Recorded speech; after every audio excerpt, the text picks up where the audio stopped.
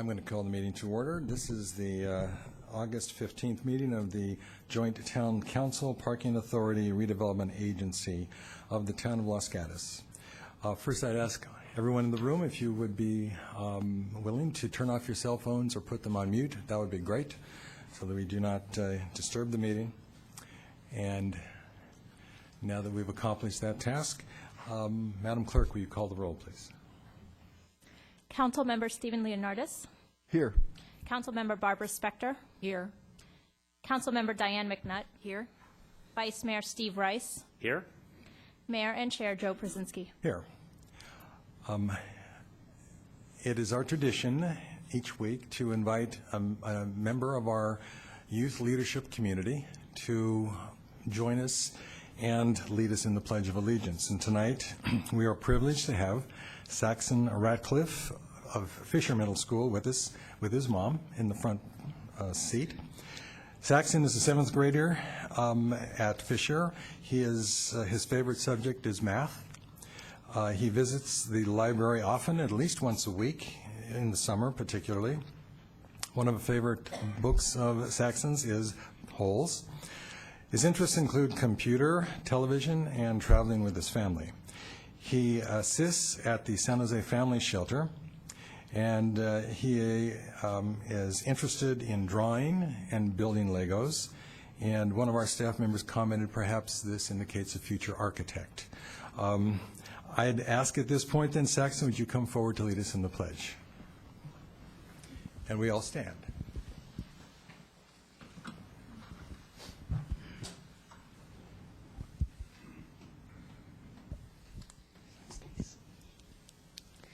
I pledge of allegiance to the flag of the United States of America and to the republic for which it stands, one nation, under God, indivisible, with liberty and justice for all. Thank you. Let's hear it for Saxon.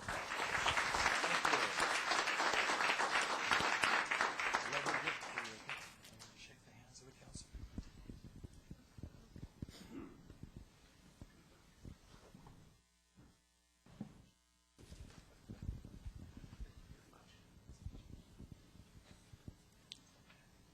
And one more time, let's thank Saxon for being with us tonight.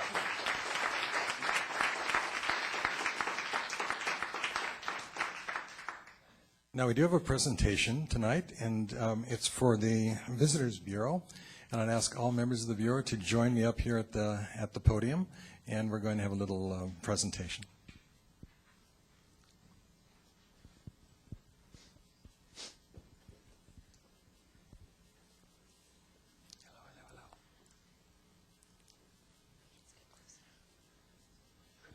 Okay, now don't be shy. Let's move around. We need this for a photo op, so. Is there anyone else in the audience who's a member of the Visitors Bureau? I think it's a really important thing that we do tonight as we commend the Los Gatos Visitors Bureau. And I have a rather lengthy commendation to read, and then I'm going to ask for some comment from the membership. But before I do that, I would like to ask each of them to introduce themselves and also indicate the specific role that they play. I'm Megan Clement, a committee member, and I'm from Byington Winery. I'm Mary Lindsay. I've been with the Visitors Bureau for a couple of years. I'm with Munn's Vineyard and also Silver Mountain. I'm Gina Adams, and I'm on the board of the Chamber and also a member of the Visitors Bureau. And I have my own business, Gina Adams Creative Communications. I'm Julie Okashima. I'm a committee member, and I'm the events manager at California Cafe. Hi, I'm Susan Stevens. I'm a board member of the Chamber. I'm on the executive committee of the Chamber, and I'm also the co-chair of the Visitors Bureau, and I represent Elegant Voyages. I'm Scott Anderson. The co-owner of Discover Los Gatos. I'm the semi-meager co-chair to Susan does really all the major work, but I'm entitled only the co-chair. Hi, I'm Jessica Von Bork, Economic Vitality Manager with the Town of Los Gatos and the town's representative on the Visitors Bureau. Hi, I'm Diane Anderson. I am the former chair of the Visitors Bureau, currently a committee member of the Visitors Bureau while I am president of the Chamber of Commerce. And my business is the Los Gatos Discovery Map and discoverlosgatos.com. Hi, my name is Ray Yamakawa. I'm an office manager for the Chamber of Commerce. I'm Ronnie Nassi. I'm the executive director of the Chamber of Commerce and a member of the committee. I'm Marie Tallman. I'm on the board of directors of the Chamber of Commerce, and I'm retired, but I spend most of my time as a support person in the office. They did very well, didn't they? Let's hear it for them. I have a rather lengthy commendation to read, but it's well worth it for us to really identify what exactly the Los Gatos Visitors Bureau is engaged in. Whereas the Los Gatos Visitors Bureau was established in 2006 as the Destination Committee of the Los Gatos Chamber of Commerce and renamed the Visitors Bureau in 2008 as a partnership between the Town of Los Gatos and the Chamber of Commerce. And whereas the mission of the Visitors Bureau comprised of 9 dedicated volunteers from the Los Gatos business community and 2 staff liaisons from the Chamber of Commerce and the town, is to bring more customers through the doors of local businesses by promoting Los Gatos as an attractive, compelling destination for shoppers, diners, wine tasters, and spa goers. The Bureau strives to strengthen the positions of Los Gatos as a unique, fun, convenient, authentic alternative to other Valley entertainment and shopping options. And whereas the Visitors Bureau has also supported the town's business community through events designed to bring shoppers and diners into Los Gatos, such as the semi-annual Wine Walk, annual Girls' Night Out, which is coming up. The second Saturdays, which recently was awarded the grand prize for economic development promotions and the highest state-level accolade by the California Association of Local Economic Development. And whereas the Visitors Bureau has further promoted and enhanced the Los Gatos business community through hosting an annual photo contest to capture a visual documentation of Los Gatos used for annual marketing efforts, the Travel Writers Trip used to promote Los Gatos as a destination internationally, and Cooking Los Gatos Style to showcase the dining destination of Los Gatos that this community has become. Now, therefore, the Town Council of the Town of Los Gatos does hereby commend and congratulate the Los Gatos Visitors Bureau for its tireless service and contribution towards the business community of Los Gatos over these past 5 years. Let's congratulate these fine folks.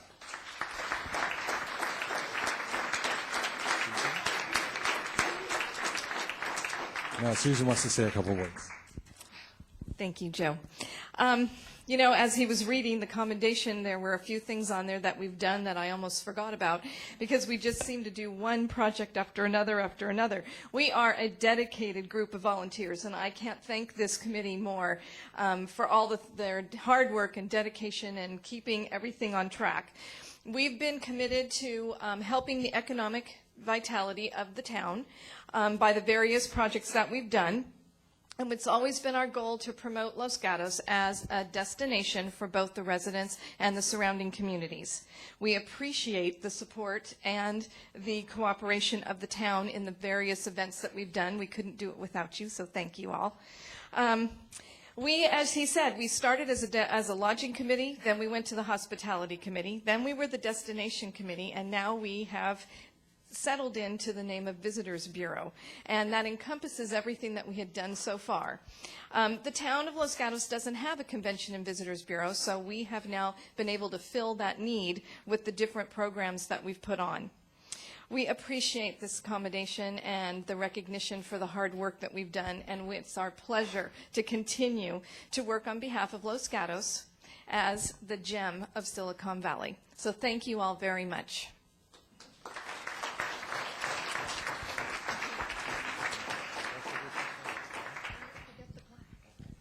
So I landed at San Jose a couple weeks ago on Southwest, and as I got off the plane and I went into the center of the airport, here on the screen was an advertisement for Town of Los Gatos. and indicating that everyone who comes off the plane should visit, and I assume everyone who did is visiting the town. I want to thank the Visitors Bureau for all the job that you've done, the wonderful things you've done to really continue to make Los Gatos a destination and a focus for people from outside our community. We know how great we are, and I think we do want to share that with as many people as we possibly can, and we owe a great deal of gratitude to the Visitors Bureau for that. So again, I'd like to ask all of us to thank the Visitors Bureau for what they've done for the town.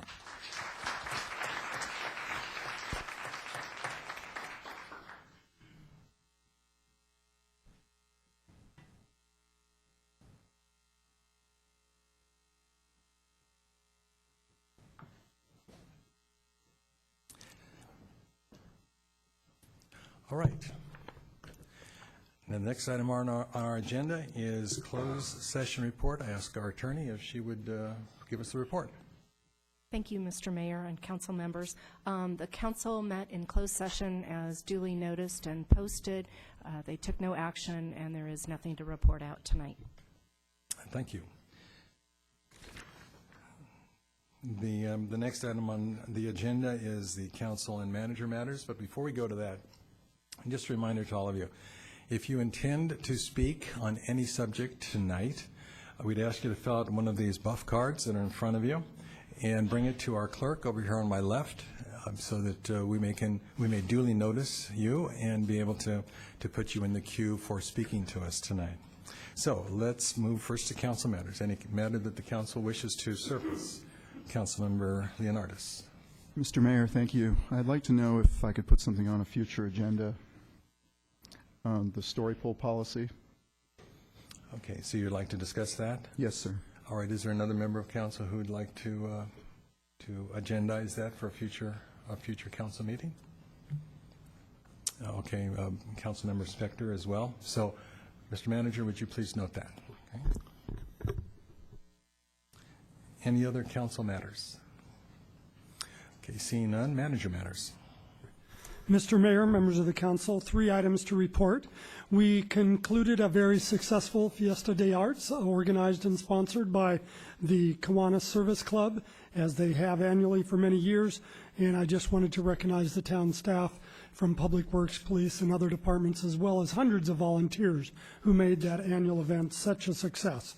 And then, as you heard on the prior item, we have the Girls' Night Out coming this Thursday, 6 to 8:30 p.m., and you can sign up and purchase tickets from the Chamber of Commerce website. Today was a significant day in that at 7 a.m. we had the final shift ending of 22-year town employee Sergeant Dave Fishback, who retired as a sergeant this morning at 7 a.m. at the conclusion of his final shift in nearly 30 years in policing in this valley. Total, I had the honor and privilege of riding with him and his team on Saturday night from 11 to 3 a.m., and it was just great to see the team work so well in keeping our community safe. It's also timely that we recognize Dave and that our Did You Know for a reprise appearance is Mr. Jonathan Knowles. Did You Know is an item we do at every council meeting where we recognize services in a short, brief snippet that are provided to the community. And this was launched last year by then Mayor Diane McNutt. Tonight's Did You Know will be on the Police Foundation, presented by Chair and President of the Police Foundation, Mr. Jonathan Knowles. Thank you, Mr. Larson. Welcome. Town Council, Mr. Mayor. I apologize for disappointing and not wearing a kilt, but I'll talk more about that later. Did you know that we have a Los Gatos Monte Sereno Police Foundation here in our community? We are a community-supported charitable 501c3 nonprofit entity that supports our police department. We've raised hundreds of thousands of dollars to make sure that our police department has the critical technology and program funding they need, including things such as our K9 program. So we have purchased Burko, our police dog, and all of his training and all the things that go along with him, and even partnered with other organizations in the community to provide things like a bulletproof vest for him. We also do things like, such as we fund the Cops and Kids program at Fisher Middle School, where police officers and department members and foundation board members serve lunch to the Fisher kids to help build the bridge between children and the police department in our community. We also sponsor an annual event called the Taste of Los Gatos. This year, it's scheduled to be on September 18th, 2011, at the wonderful home of Mr. Joe McCarthy. His estate is at the top of Foster Road, and he has generously agreed to host our event there. Fabulous event where not only do we have 20 restaurants from town who provide a taste of what they do best, and they donate all of that, but we bring out all the police gear so people get to try on all the SWAT gear and get photos taken, and we have some of you, as a matter of fact, wearing some of that stuff for photos. We bring out Burko for a demonstration of the police dog. I typically wear a wire for the event. We funded the undercover wire. And so a warning ahead of time for all conversations you have with me at the event. People will be listening back at the detective station. But it's a real fun event, and more importantly, it's a fantastic way to support our community and have fun while doing it. So we hope that all of you and other members from our community are able to attend, either by joining the foundation as members or simply as purchasing tickets to be a part of this very important contribution that they can make. Everyone who serves on our board does so as a volunteer. Our board does include the Chief of Police, Chief Scott Seaman. So come, enjoy, meet, and be a part of something important. For more information, people can visit the website on the screen, lgmspolicefoundation.org, or they can call 354-6840. Thank you very much, and thank you for your support of the police department here. Thank you, Mr. Knowles. And I may mention, Mayor, Burko and his officer, John Aldridge, was back out on patrol Saturday night, having been missing for about a month or two due to equipment needs. And he was back out, and it's great to have that part of the team. Okay, thank you, John. All right, the next item on the agenda is the consent calendar. And these items can be acted on in a single motion. I'd ask first, is there any member of council who wishes to pull an item from consent? Seeing none, is there any member of our public who'd like to pull an item from consent? Ms. Quintana? Item 3. Okay, so item 3 will be pulled. Any other item wishing to be pulled from consent? I see none. So we will take up item 3, and I think we will deal with item 3 immediately after verbal communication and when we go to the public hearings. Okay? So with that, can I have a motion for the other items? Vice Mayor Rice. Move approval of the consent agenda items 1 through 11, exclusive of item 3. Second. It's been moved and seconded. Any discussion? All in favor? Aye. Opposed? Passes unanimously. That brings us then to verbal communications, and we have a number of cards for verbal communication. Now, this is the opportunity that members of the community have to speak to items not on tonight's agenda. And as I see this, it looks like we have a number of items that are not on the agenda. So I'd ask Elaine Outler to come forward, please.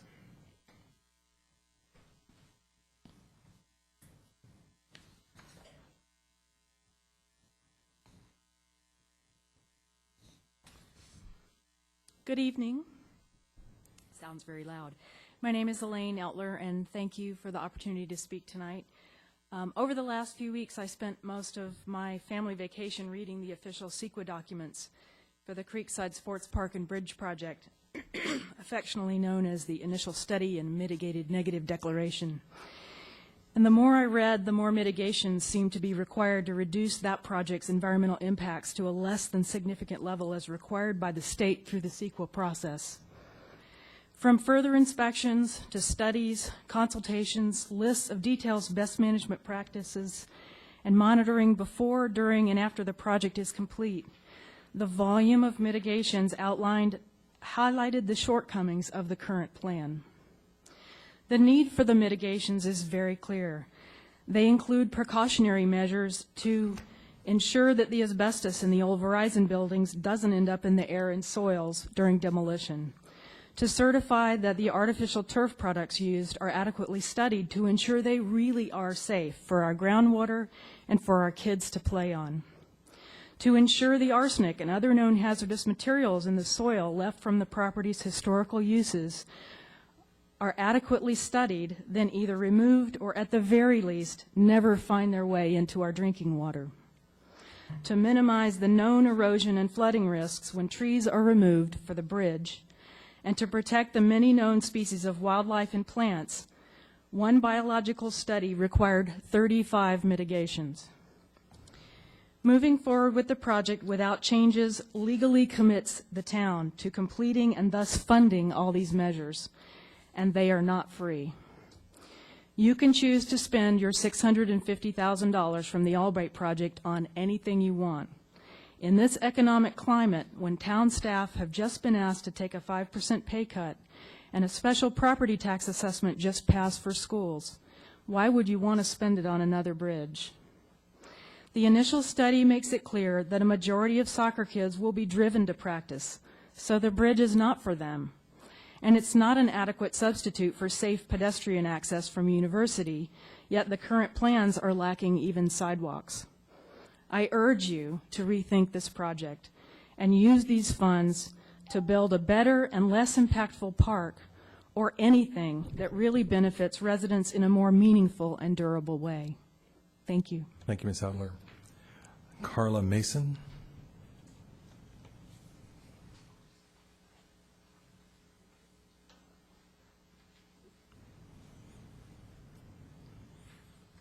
Good evening. I'd like the town council to consider changing the location of the bridge if they're planning to go forward with the bridge for the following reasons. The homeowners along the creek trail are going to be severely affected by the damage to the value of their property due to the study we did of the use already on the creek trail on weekend days, and we have the results that we've presented before.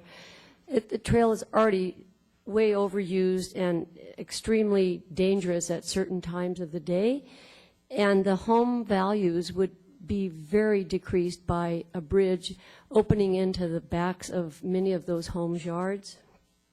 The second thing is that because we did a study surveying the JCC and the Campbell Sports Center, that most kids do not ride their bikes. They come with cars because they have duffel bags and so on. So they wouldn't probably use it anyway. And the third reason is that because there are coming in cars and University is an extremely narrow and windy road at certain points, especially right there near the dam, it would be really prudent to put a bridge over University instead and possibly use the parking lots that already exist over there so that the people could safely cross University and get to the sports park without impacting the other side where the creek trail is. And I'd like you to strongly consider that. Thank you. Thank you, Ms. Mason. Michael Brunell.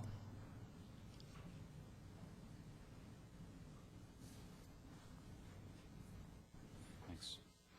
Hi, my name's Mike Brownell, and I spoke a few weeks ago here. One of the things that I don't understand and would like a better way to find the information is who is paying for the bridge, how much it's really going to cost, and what real benefit it's going to give the community. In addition to that, I'd like someone to help me understand why the bridge that's already over the creek, not more than a quarter mile downstream, isn't adequate to provide access over the creek. As I understand it, there's going to be a light put in at University and Lark, and there'll be crosswalks that go along with that. And so and given the additional parking that's over, I forget the name of the street, but the additional parking that the town has acquired on the other side of Lark, why there isn't some thought in providing a path for people from that additional parking on University up to the sports park.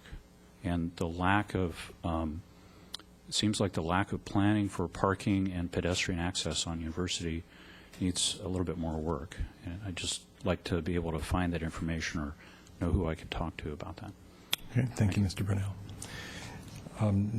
Diane Dreher?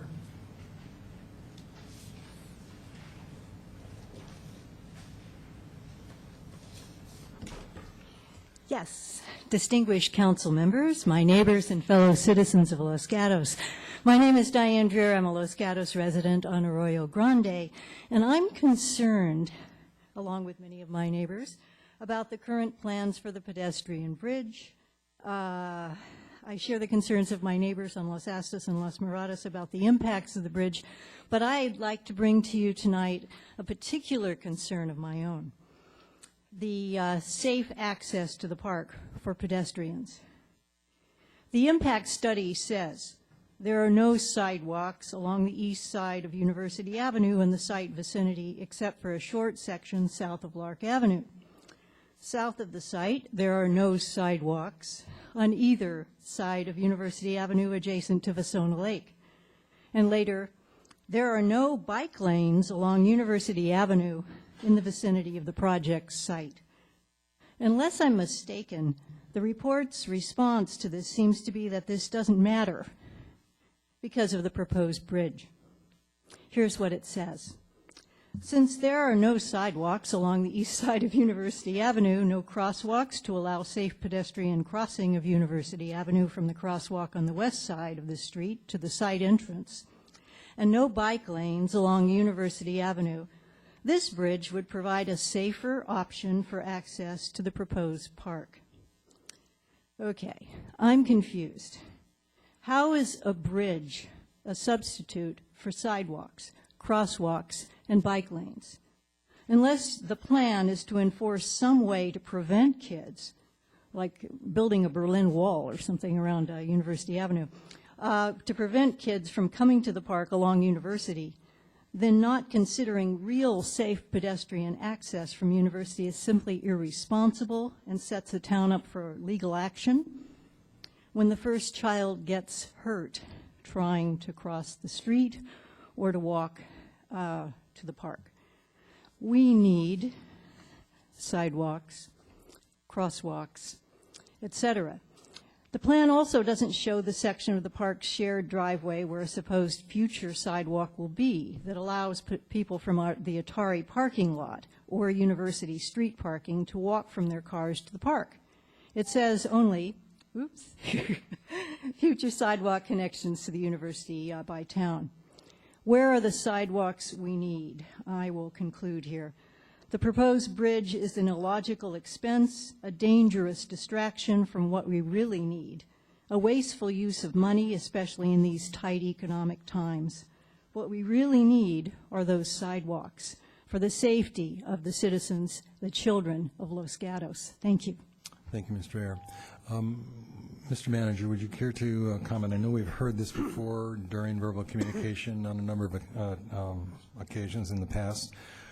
There is a contact person and a recommendation you would make?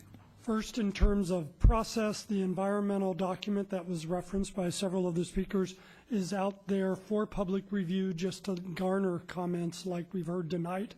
The document will be going to the Planning Commission later this month or over the next month, depending when the final scheduling is, for presentation and discussion of concerns as have been raised by the neighborhood. The project following Planning Commission review will then come to Council for your consideration this fall.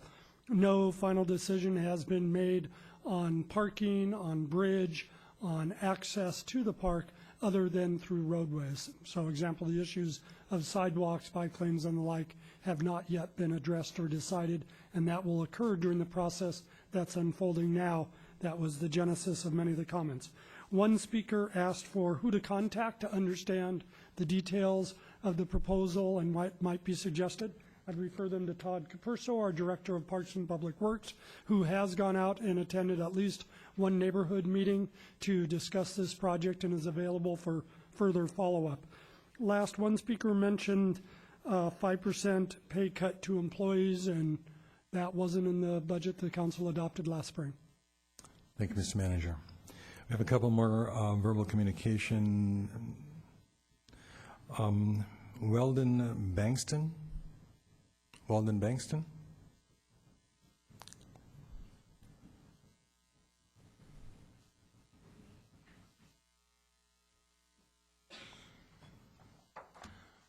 Thank you for hearing me, and Mr. Mayor, Vice Mayor, members of the council. I come at this from a little different perspective. This is a wonderful town, and at a time when our town should be eliminating all unessential expenses, to me it seems illogical that the town should incur an extended long-term debt for a soccer field. The soccer field cannot financially contribute any funds to offset the initial or even the ongoing operational expenses having to be committed to by the town. It represents an initial and continuous ongoing drain on our town budget at a time when we should be exercising prudent and judicial responsibility to our town. As someone quoted earlier, Director Todd Capruso stated that all the departments should try to cut back 5%. That makes good sense in this economic time. A soccer field with extended expenses are an unnecessary burden for Los Gatos. Sports areas are always generators of trash. Cleanup is a continuing additional cost. This is a 20-pound sports field on a 10-pound lot. That produces no income in this time of economic hardships. This is similar to the famous perfect wave, except that this is a perfect ongoing economic drain on the town's economy and the budget. Thinking of the opportunity positively, it would be better to place a parking lot for Vasona on the property, which could continuously generate a positive income flow for the town. It's easier to paint parking lines and charge parking fees than to lay out and keep it non-self-supporting soccer field from looking shabby. This would also make Vasona Park accessible to the citizens that need it the most. And I have copies of the standard soccer field layout to show how it would be very impractical to do that. So thank you very much. Thank you. We've gone down the road of peace on the soccer field, and we can't discuss it tonight because it's not agendized, but the manager would like to make a comment at this point. Just, there will be a planning commission meeting and a follow-up council meeting where this matter will be agendized for public discussion. The need for a soccer field or multiple soccer fields has been frequently documented in prior studies and has received strong community support. I did want to clarify that there is no debt being issued whatsoever for this soccer field. All of the funds for the soccer field are coming from the county through the commitment of the sale proceeds of land in the middle of Vasona Park. So no town funds will be used. Those are all county funds that the town received that will be used for this. And the ongoing operation and maintenance, it is our plan and expectation that all of those costs will be borne by the users of the sports park, not by the town general fund. And Mr. Capurso can follow up with any of the questions that have come up in preparation for the Planning Commission and Council discussion. Mr. Chris Miller.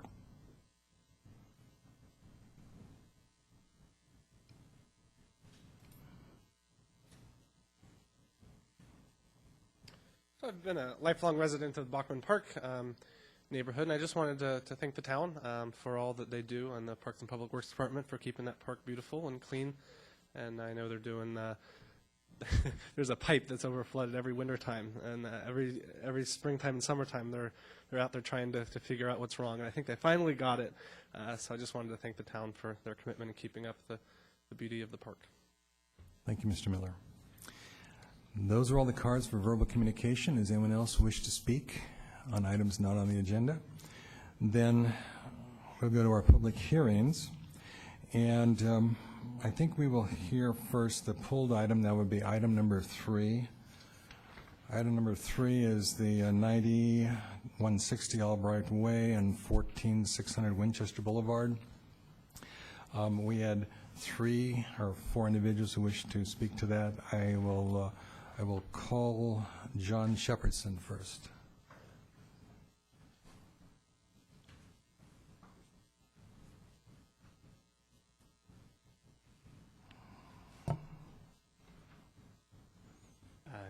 Good evening, Your Honor, Mr. Mayor, and council members. I'm always a little bit nervous, so bear with me. I took Mr. Council Member Leonardis' suggestion. I went down to Affordable Treasures, and for $10, I was able to purchase this balloon, and I went out to the site, and it seems kind of silly, but I take this very seriously, and I actually floated it up. I measured it off 85 feet. The people at Affordable Treasures were great. And the balloon, it's a windy day, but it well exceeds the trees. So this is something that is bang for the buck. We could have done it. It's very easy, didn't require lifts, and we could have provided notice to the community, and our council members that were concerned about it could have at least had this visual, and we could have photoshopped in netting that could have given us a much better idea. But what we've done is we are going in blind. We are all going in blind. Nobody knows in this room exactly how those buildings are going to look. And this is the biggest project in the history of Los Gatos. And so I don't understand why, as a community, that we didn't handle this better. And so what I'm speaking to here is for a motion for reconsideration to take the time, 60 days, to give the community, as well as yourselves, the opportunity to see what things will look like when we do this. And this is town policy. So, Mr. Mayor, you've talked about competing values when you make a decision. Well, the town policy reflects a high value that we put on story polls. And I've done personal polling of people in the community, and I've got a 90% hit rate. They want story polls. They want to know. They don't want surprises. Your Honor said that you don't want in the future to drive by and see an eyesore, right? We want to eliminate that risk as much as we possibly can. Well, let's do it at the front end and do these displays so we have the visual. Mr. Shepherdson, you really should be using the mic as you speak. Oh, I apologize. Again, I get maybe a little bit emotional. Mm-hmm. So my question is in terms of the story polls, we seem to have a misunderstanding. The developer said he wasn't asked to put them up. The town staff said that there was an exemption granted. Seems to me that there was a misunderstanding or a misstatement that justifies reconsideration here. So I would ask the council to explore that. I sent an email to Your Honor, Mr. Mayor, and the council asking what were the exceptional circumstances. And no one responded back to me. I still don't know. The story poll policy requires exceptional circumstances. We have an exceptional project. If any project should have these visuals, then this should be the one. So I think that given the value that the town has, am I done? You are done, Mr. Shepherdson. Thank you. Since Mr. Shepherdson asked for a reconsideration, I would remind our community the policy related to reconsideration. Reconsideration is discouraged and only may occur in special circumstances, and there are certain restrictions that are applicable. The motion must be made by a council member who previously voted on the prevailing side of the prior action, and an action passed 3-2. The maker of this motion shall specifically articulate the new information, analysis, or circumstances that warrant reconsideration of the prior action. The motion must be adopted by the majority of the full council, and it may only be made and considered at the next regular scheduled meeting after the council's made the original motion. So that is what would have to be considered in reconsideration. We have another speaker. It would be Eric Anderson. Mr. Anderson?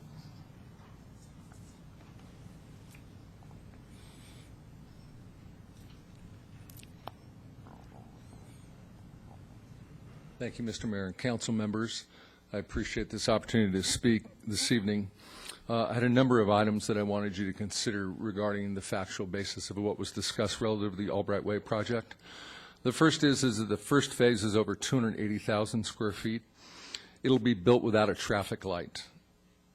The traffic report does not include any analysis of the first phase to show what the traffic implications are.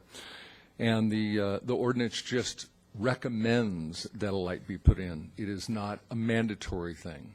It suggests that a right turn lane be put in and a couple of left turn lanes be put in coming out. That needs to be looked at. Number two, the lot coverage. Light industrial area requires the 50% lot coverage. The buildings alone will be 70% in the first phase on 10 acres, and then the parking structures in addition to that. That certainly needs to be looked at. Number three, in the ordinance, it states that the Planning Commission recommended that the Town Council approve the development agreement. I don't know how on May 31 the Planning Commission could have understood that that development agreement they were reviewing that was 37 pages is now 44 pages. So there are 7 pages of additions and new things, and I don't know how the Planning Commission could have seen that far into the future to have recommended that. Number four, I went through this the last time I spoke. I hope I don't go through it again. I went up during the break and asked whether it was 550,000 square feet plus 168 senior housing units, and I was told absolutely not. It'll be a reduction. And yet the language now in the ordinance reads, as long as the stated maximums for each individual use are not exceeded. In 2 different locations, it appears that as long as there are not additional impacts, that they can do both. And that was not stated accurately either when I testified last time or when I was corrected. 5, the simulations that they utilized were absolutely incorrect. And if the town council was planning on that, can I use this? I wanted to show some of the differences from the last simulations that you got to look at and the most recent simulations. And hopefully you'll be able to see the significant differences. Is that showing it?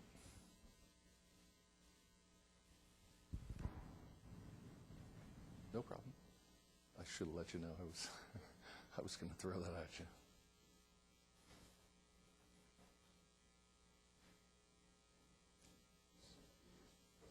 Am I doing something wrong?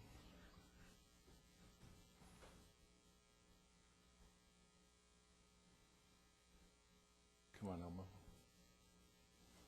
Okay. Here are the first 2 simulations. You'll notice how little bit of the building you can see here and almost none of the building you can see there. Now, here are the new simulations that we've been provided, and here is that first view. You can now see almost the entire building, certainly 3 stories of it, so substantially all of the building can be seen. And then here is the view from Aventino down towards it, and now where that building was completely hidden, look, you can see 3 stories of it. So I don't know if you felt confused. I certainly did, and thought that the simulations last time were significantly different than the simulations this time. Mr. Anderson, I think we've reached the end of our time. Okay. There was a brief period of time when we granted you that time when you were attempting to use your simulations, okay? All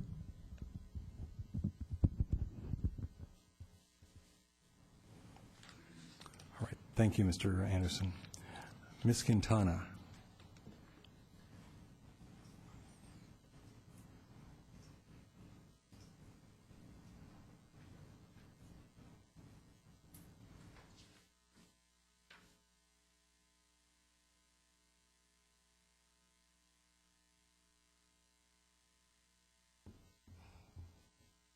Take a breath and talk real fast. I'm also asking for reconsideration based on several reasons. First one is the lack of the ability of the public to access the information from the staff report this weekend. The site's website was down. We could not get the information off of that. The town library was closed for 3 days, so it was not available there. And I believe the town, and it wasn't available at the clerk's office until Friday morning. So that's part of my reason for that. In addition,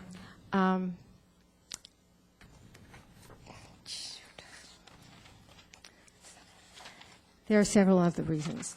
I do not believe that the project is consistent with state law.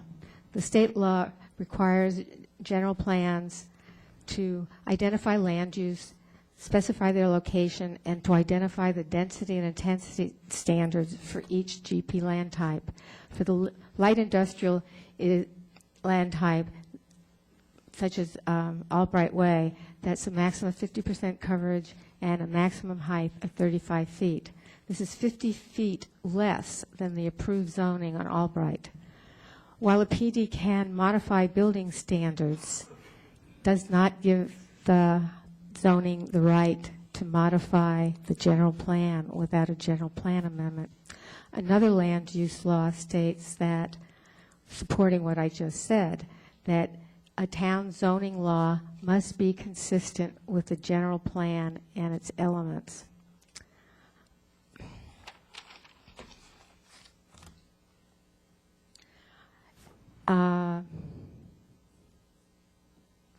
One of the other reasons I'm concerned about this is because there are differences in the language between the development plan and the PD that seem to indicate that there are conflicts between those documents, and yet they don't list them out. The end is that the development plan places itself in the top priority over the general plan, the zoning code, and all of the other ordinances in Los Gatos. Okay, I'm going to skip something because I think there's something I really need to want to know in your responses later on. The official development plan shows 0 public streets. The conditions say that they may vacate streets, public streets, and the development plan. Thank you, Ms. Quintana.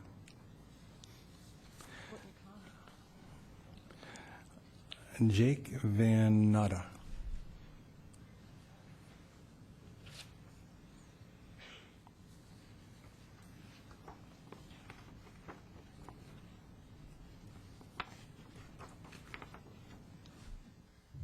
It's Jack. I'm sorry. You're right, Jack. Right.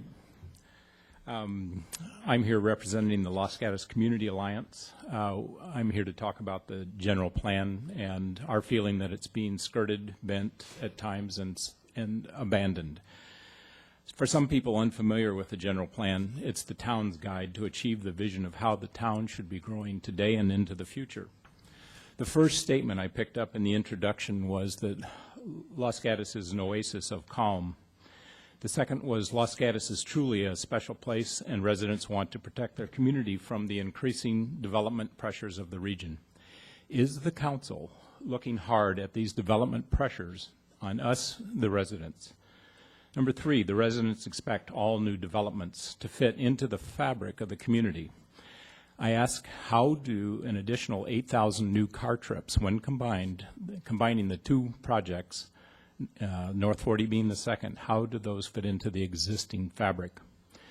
4, in addition to the benefit of the new development, must be measured against the ability of the proposed development and its architectural design to harmonize with existing development while minimizing impacts on existing residential neighborhoods and infrastructure. When, again, combined with the North 40, how do 8,000 additional car trips within 0.8 of a mile from an already overcrowded neighborhood create a community benefit? 5, support of new development from surrounding residents and property owners will be a major consideration during any development review process. Comments in these meetings have been 5-1 against the project as currently designed. To the majority of the council, I ask, are you listening, or are you being bullied into a corner by a singular vision of one? 6, preserving the small-town character of Los Gatos is a collection of related issues, including human scale of development, historic preservation, density, intensity, and population growth. Albright and all other developments are high-density and high-intensity developments. When these are developed, several of you will not likely be in office, but will continue to suffer the consequences. I ask you to take a hard look at the legacy that you're going to be leaving us. In Section 10, the community design element, it says to avoid abrupt changes in scale and density. New structures, remodels, landscapes, and hardscapes shall be designed to harmonize and blend with the scale and rhythm of the neighborhood and natural features of the area. This development is the epitome of abrupt change in scale and density. It does not harmonize with the neighborhood as currently designed. It's simply too big, too dense, too many people, too many cars, right next to Los Gatos Creek and a neighborhood jammed with traffic. Timed stoplights to mitigate too many cars. I need a new definition of mitigation. 3 minutes on the dot. Thank you, sir.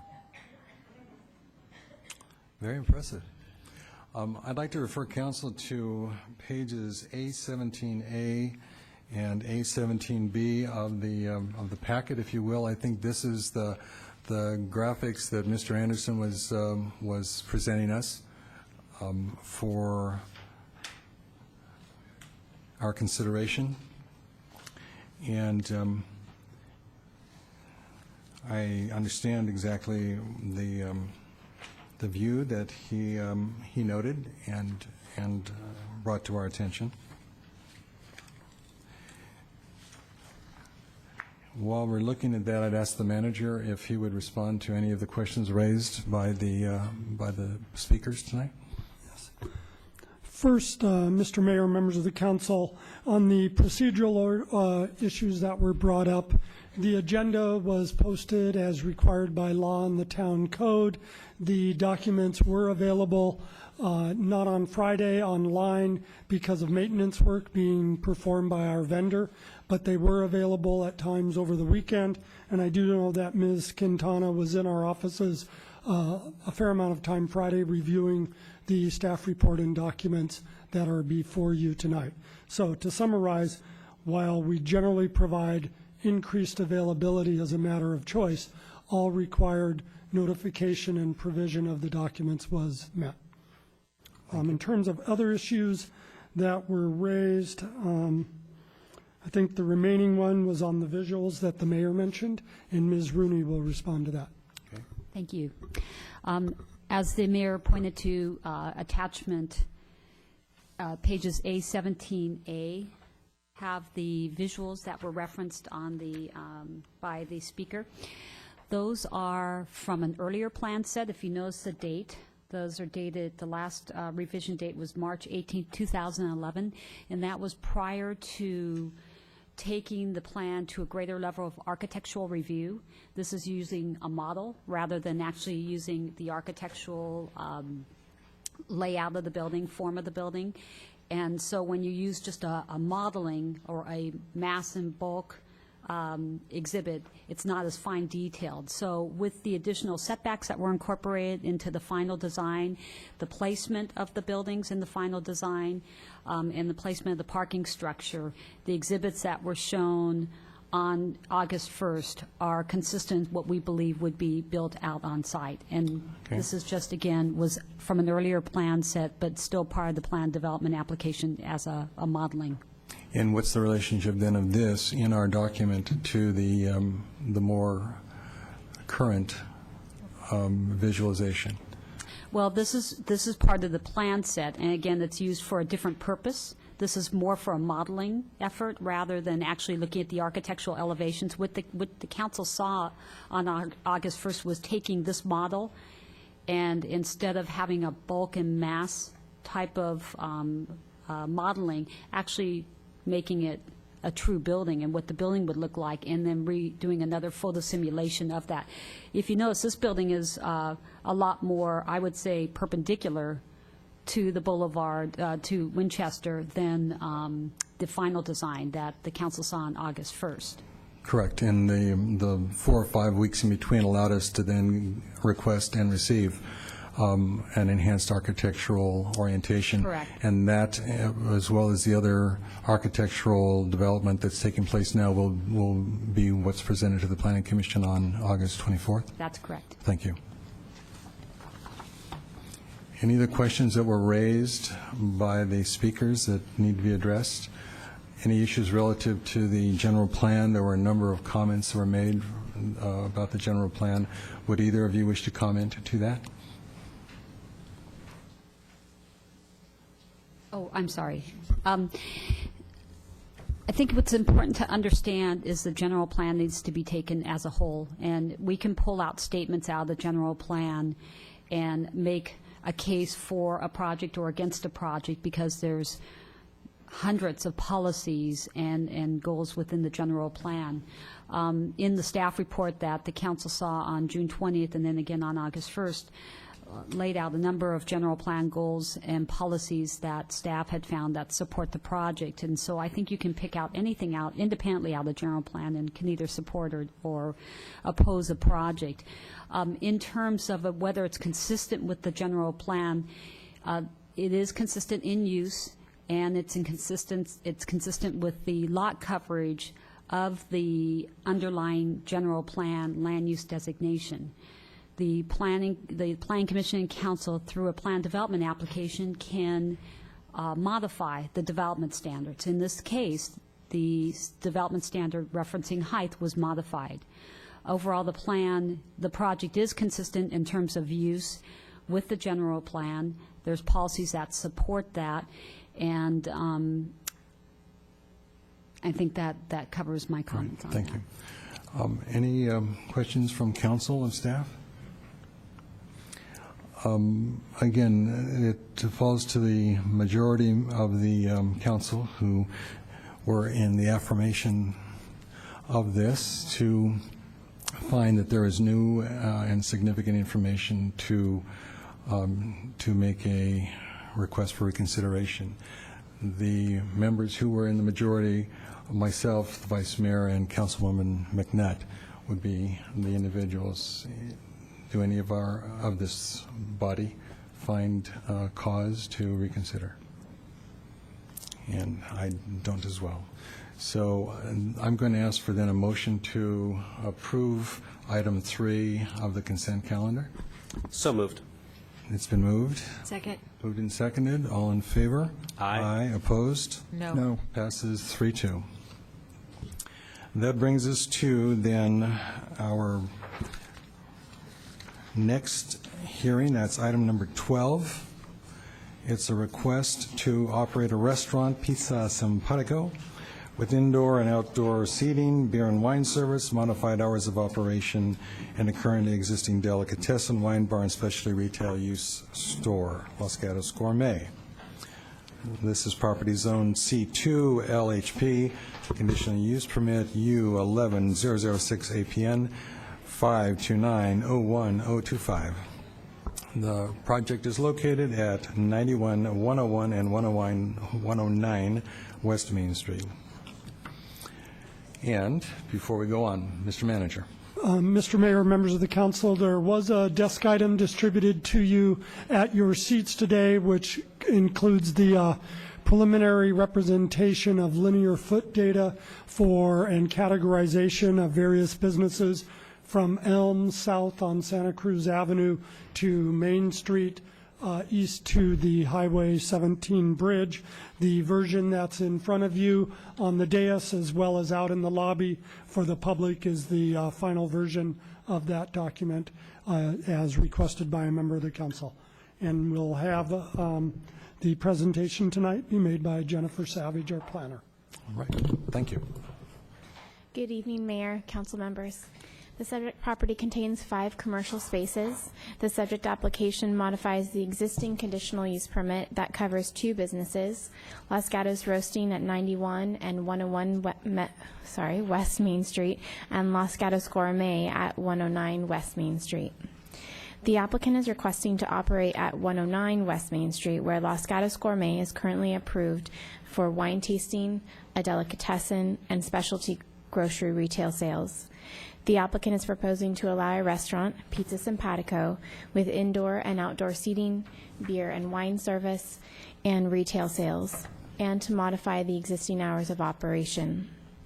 Los Gatos Roasting Company would reduce the intensity of its use, and modified conditions are included to reflect the changes. The existing opening between Los Gatos Roasting and the new restaurant would remain. Staff recommended denial of the proposal because the project would displace a primarily retail use with a primarily restaurant use and appears to conflict with the town's policy regarding additional restaurant use in the downtown, Ordinance 2021. The Planning Commission reviewed the project on July 13th. Their discussion included whether the project was a mixed-use proposal, the existing food-oriented use, and Ordinance 2021. The Planning Commission recommended approval of the project with modified conditions to include a wine bar and retail use along with the restaurant use. The alcoholic beverage service condition was also modified to reflect the Commission's recommendation that alcohol be served with food as opposed to meal service. The Planning Commission directed the applicant to work with staff to find an acceptable community benefit offering. The applicant is currently proposing to offer a meal deal to the Los Gatos High School students. Specific findings must be made and the community benefit condition modified should the council find merit with the project and the proposed community benefit. This concludes staff presentation, and staff is available for any questions. Thank you. Council, you have questions for staff? We'll start with Councilwoman McNutt. Thank you, Mayor. I have several questions that relate to just land use issues of what would be allowed here.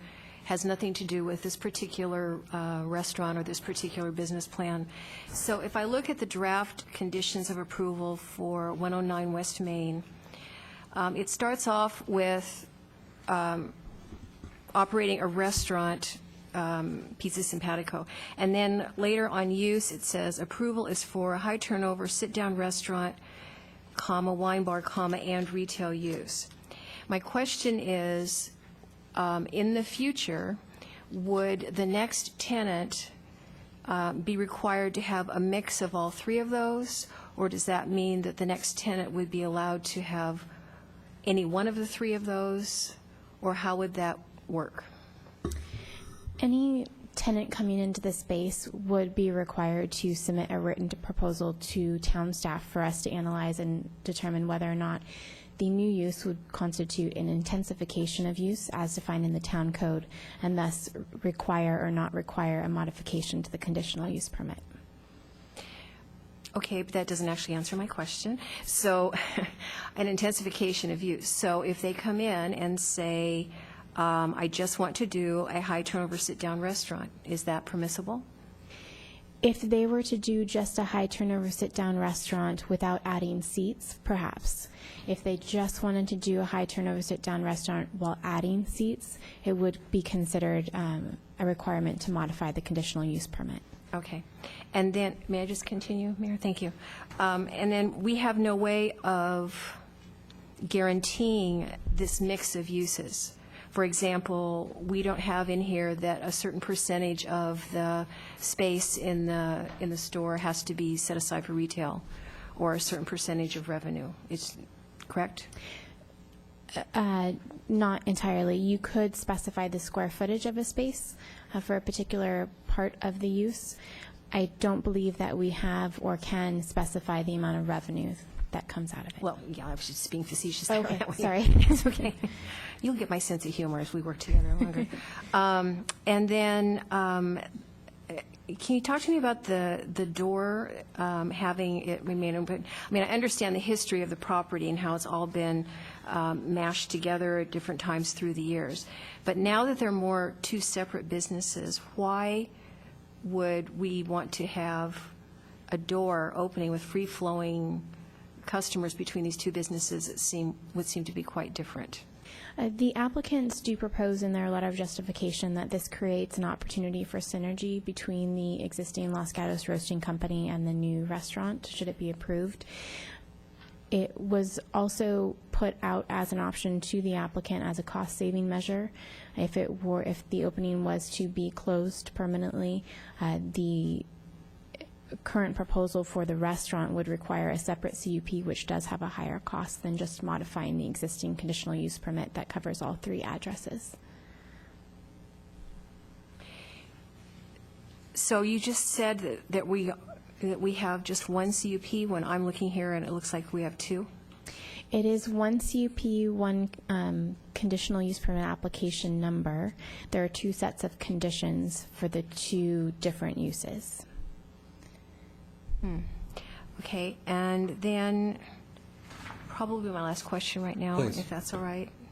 Maybe my last one. Can you walk me through community benefit? Because I know there were several different iterations, and some of them seem more directly related to mitigation of traffic impacts than a sales promotion kind of thing that's being promoted now. Historically, in the past, the community benefit has related to traffic impacts. They have included certain traffic upgrades to either streets, sidewalks, crosswalks, and the like. There have also been public improvement community benefits, such as lighting for streets in terms of LED lighting, or community benches, public benches on the streets or in the parks.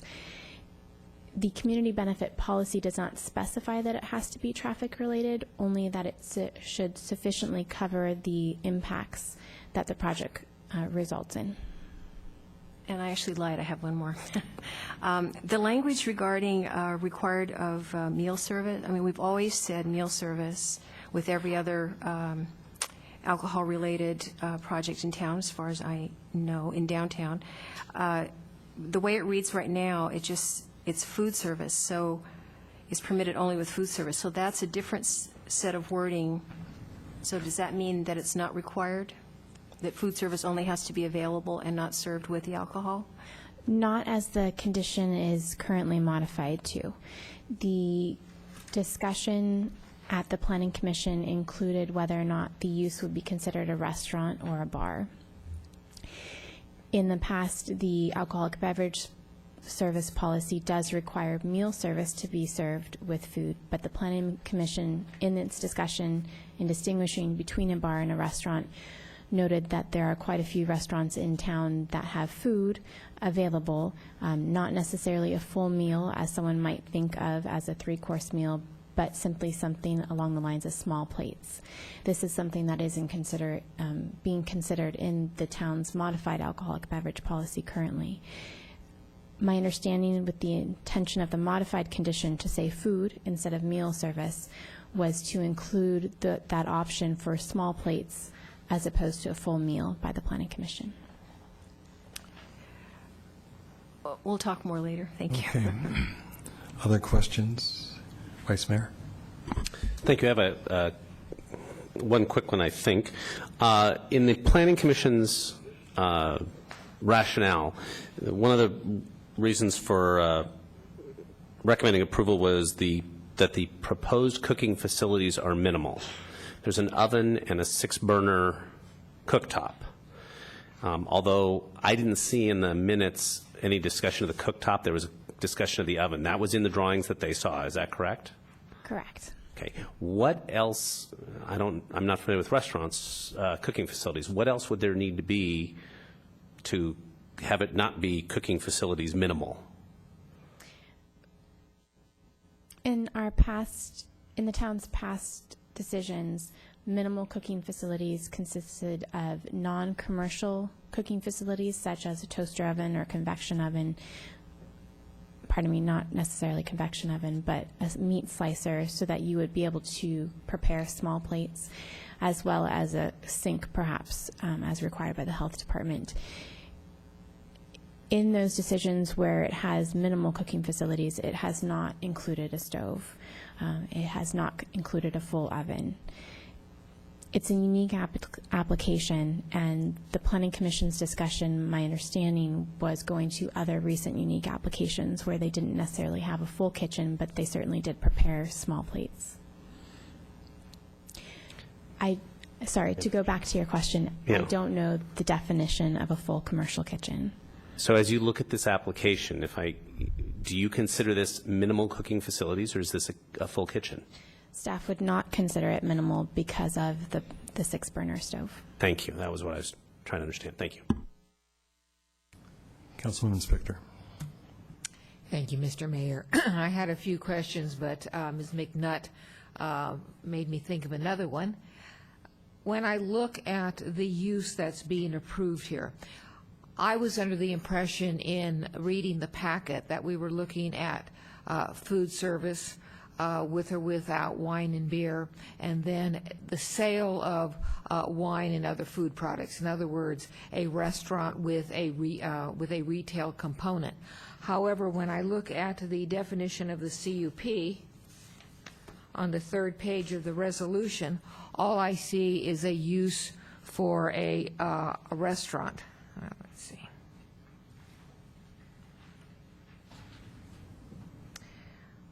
All right, and you have here delicatessen, wine bar, and specialty retail. So when you look at that in total, do you define that as a restaurant with food, with beer, with wine, and with retail? It is defined as that with the modified conditions in the attachment to the resolution that you refer to. On that particular page of the resolution, it does not include retail use because retail use is an allowed use in the downtown. And so, again, getting back to what Mrs. McNutt was raising, how do we know what use this space is requesting so we're able to determine should the landowner or should the store owner change if it's a modification of use? The exact use is determined and defined by the conditions. All right, and so right now, if I go to the conditions of approval, which is the next document, where would I look? You're going to look in 2 places. First is the first page of Exhibit A, where it defines, at the very top of the page, you'll see under conditions of approval, it says for 109 West Main Street, and then continue down the page to condition number 4, where within 109 West Main Street, it's an approval for a sit-down restaurant, wine bar, and retail use.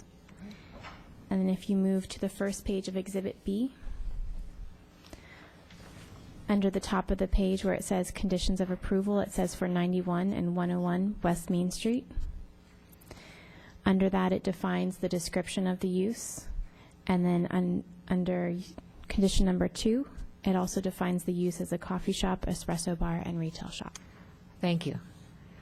All right, now we'll get to not her questions, but my questions. We have had, the council has had several applications in, let's say, the past year, including Gardino's, where there was a request to go from where restaurant expanded into retail, and staff has been able to come up with methodologies in order to protect the retail should the restaurant use change. Do you see any way to do that kind of creativity, use that kind of creativity in this application?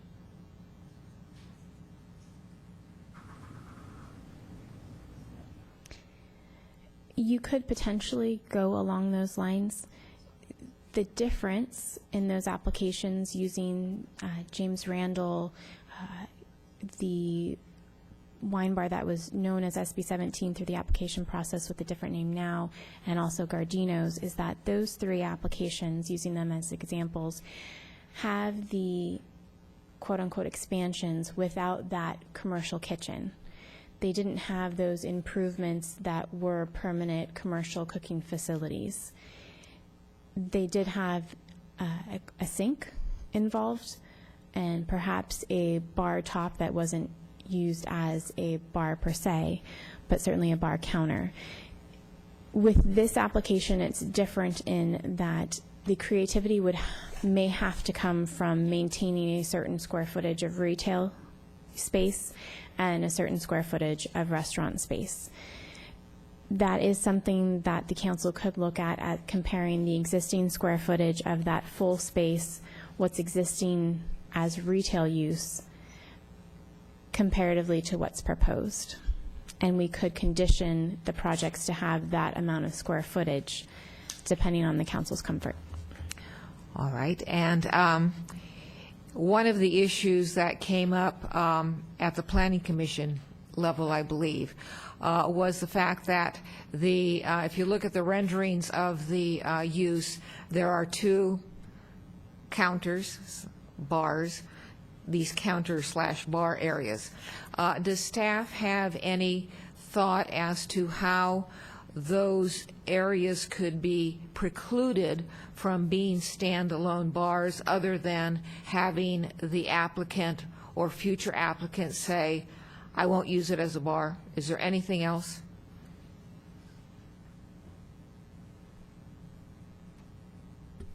There's nothing else that we've done in the past apart from conditioning that meal service is required with alcoholic beverage service, including at those bar tops.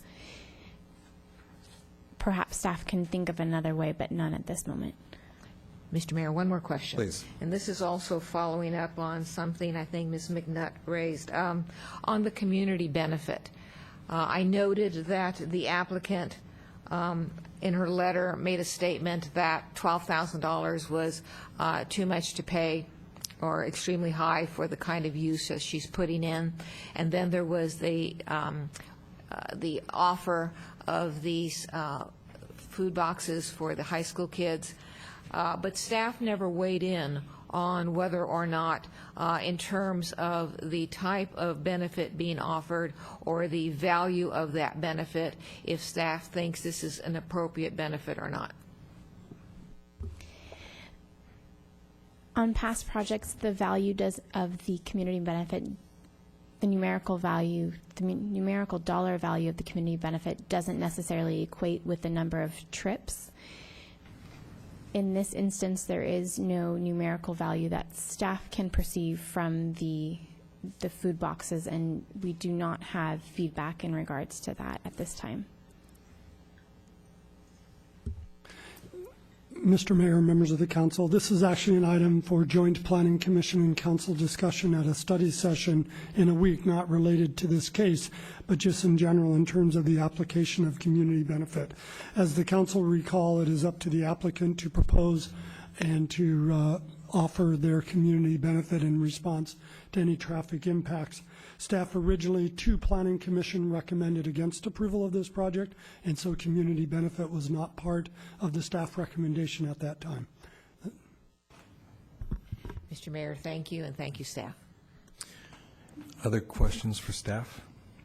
I have a couple of questions, and it's to the community benefit issue. Under the conditions of approval, item 16 is where community benefit is listed, and it talks about offering this crosswalk upgrade at Main with flashing lights and so forth.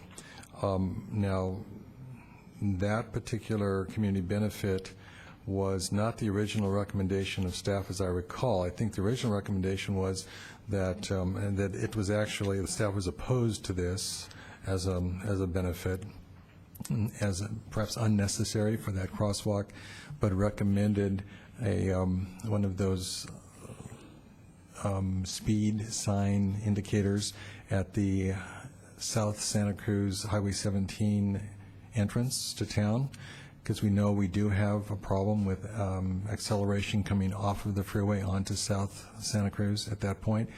And that was the staff's initial recommendation.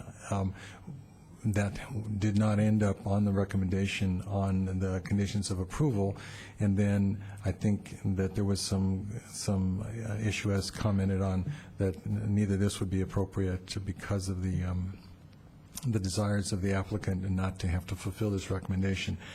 What is, or what would be the staff's appropriate recommendation if we were to do a traffic mitigation?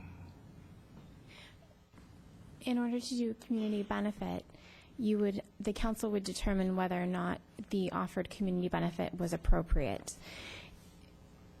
As noted in the staff report, you would have to modify that condition. Potential modified language is included in the staff report. That modified language speaks to the applicant's current proposal of the meal deals. All right, but my question is to the first staff recommendation of the signboard at South Santa Cruz. Did that disappear from staff interest at a certain point in time? No, staff is still interested in that. The applicant is not amenable to that. Understood. All right, and the next question relates to the alcoholic beverage service common language. It's on page 4 of staff report. I am curious about this because this was a recommendation from the Planning Commission that would change language that is our standard for alcoholic beverage service. And you see that there's underline and cross-out language. That's in the middle of page 4 of the staff report. Everyone see that? I note something that seems odd, that suddenly it's recommended that beer and wine service is permitted only with food service, and as was pointed out, that's the one accommodation we have to separate standalone bar from restaurant that serves alcohol. And then food is defined as a combination of food items and so forth and so on. Appetizers such as popcorn, nachos, pretzels, potato skins, relish trays, etc., hot or cold, are not food. I kind of see those as food, and I'm wondering if there's something that was recommended by Planning Commission that really was not intended by the language here, because it doesn't make any sense the way it's recommended. Obviously, we have the opportunity to alter that, but I wanted to point that out, that there is an issue of definition of terms here. Okay. Any other questions of staff? Seeing none, then I think we can go to our public. I have a number of cards for item 12, and we have the first presenter should be the applicant. I have no card other than the only card I see specific to the applicant is from Sue Farwell as the landlord, but I would recommend anyone who's going to represent the applicant come forward, and we'll give all of you 10 minutes so you can kind of mix and match what you want to say. So this is a 10-minute total presentation for the applicant. And introduce yourselves for the record.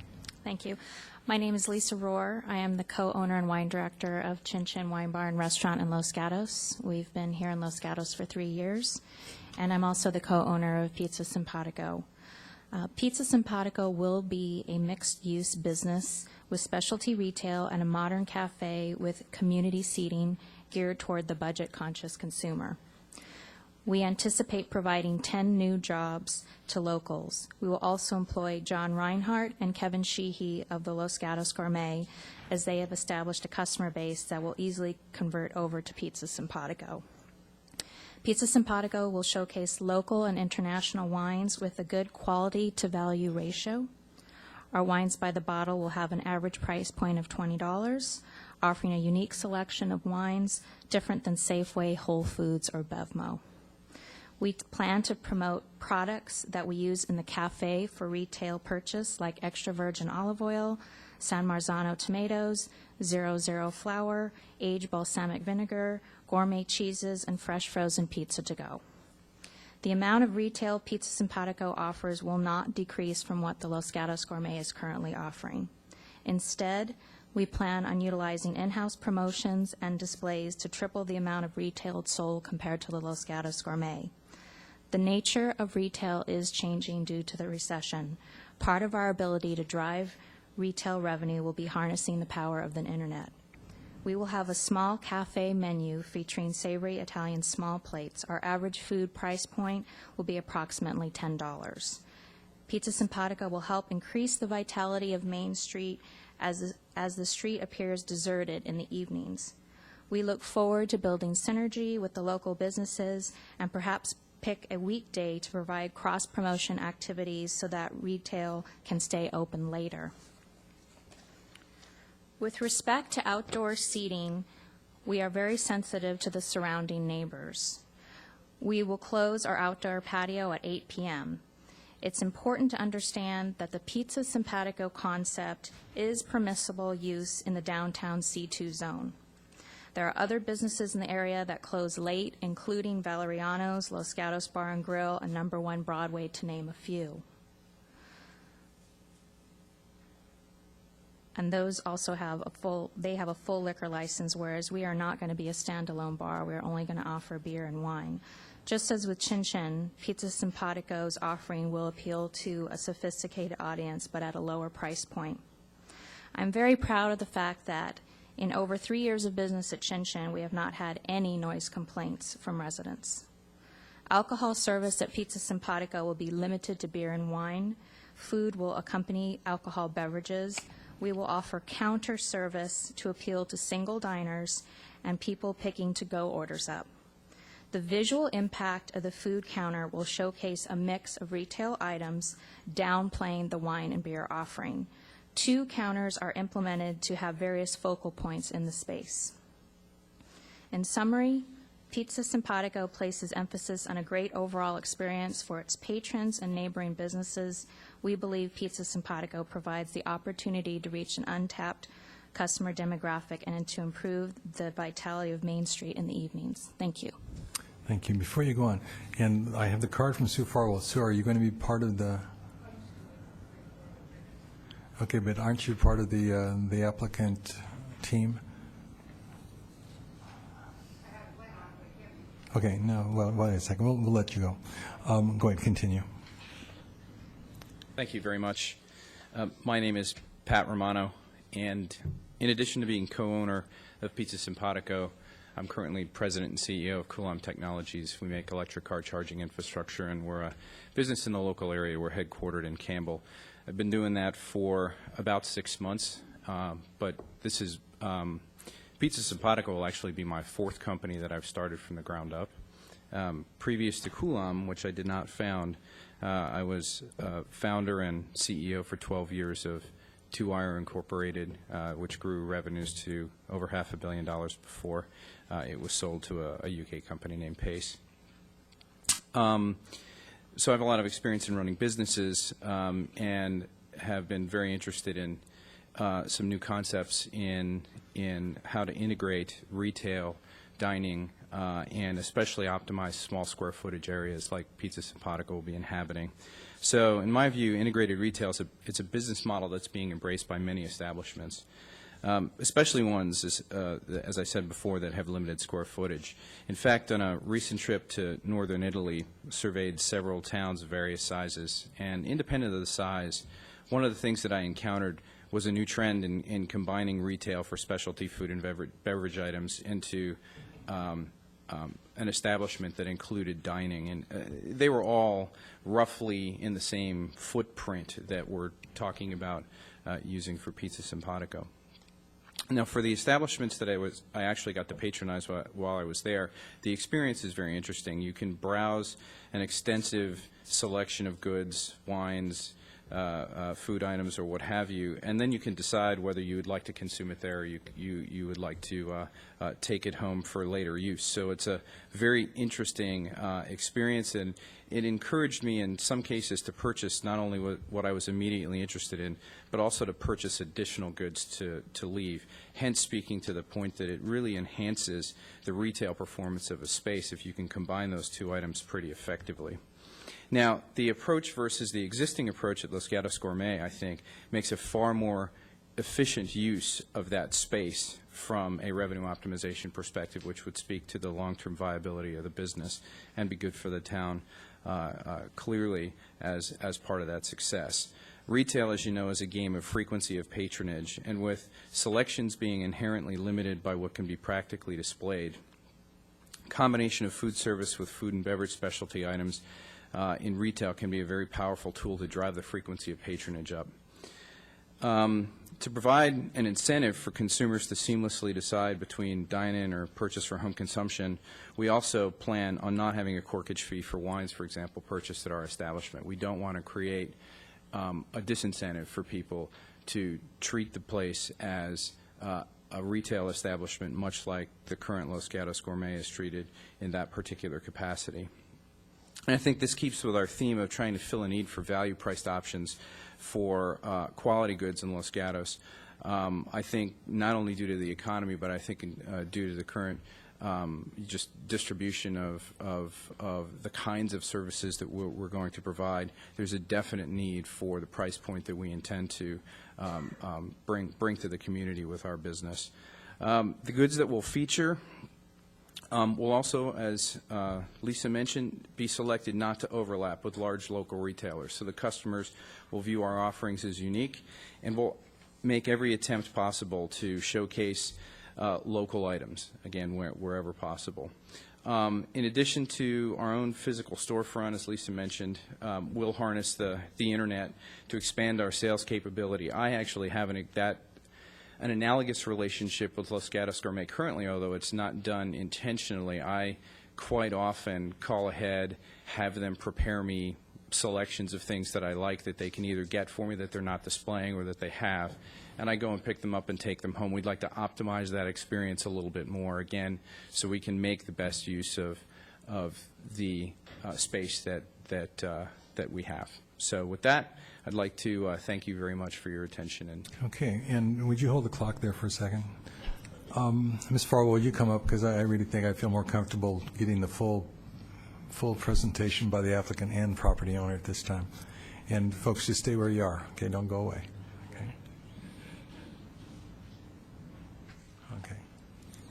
Okay, good evening. My name is Sue Farwell, and I live on Elan Avenue here in Los Gatos, and I want to thank you for your time and consideration on this project.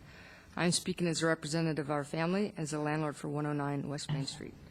The premises are currently zoned as a delicatessen, wine bar, and specialty retail, and we believe this application is consistent with and expands upon the existing and permitted use. We feel that the use before you, the continuation of the mixed-use concept of specialty retail and food, will be a tremendous addition to the downtown area. I'm going to have to cut this short. Okay. In considering the definition of a commercial kitchen, there is already the precedent of the removal of a full commercial kitchen. A prime example is the old Steamers location at 40 North Santa Cruz Avenue. This kitchen was removed and returned to full retail. It is just as easy to put in a kitchen equipment as it is to remove kitchen equipment. Pizza Simpatico will revitalize the premises. They will provide for new jobs in town.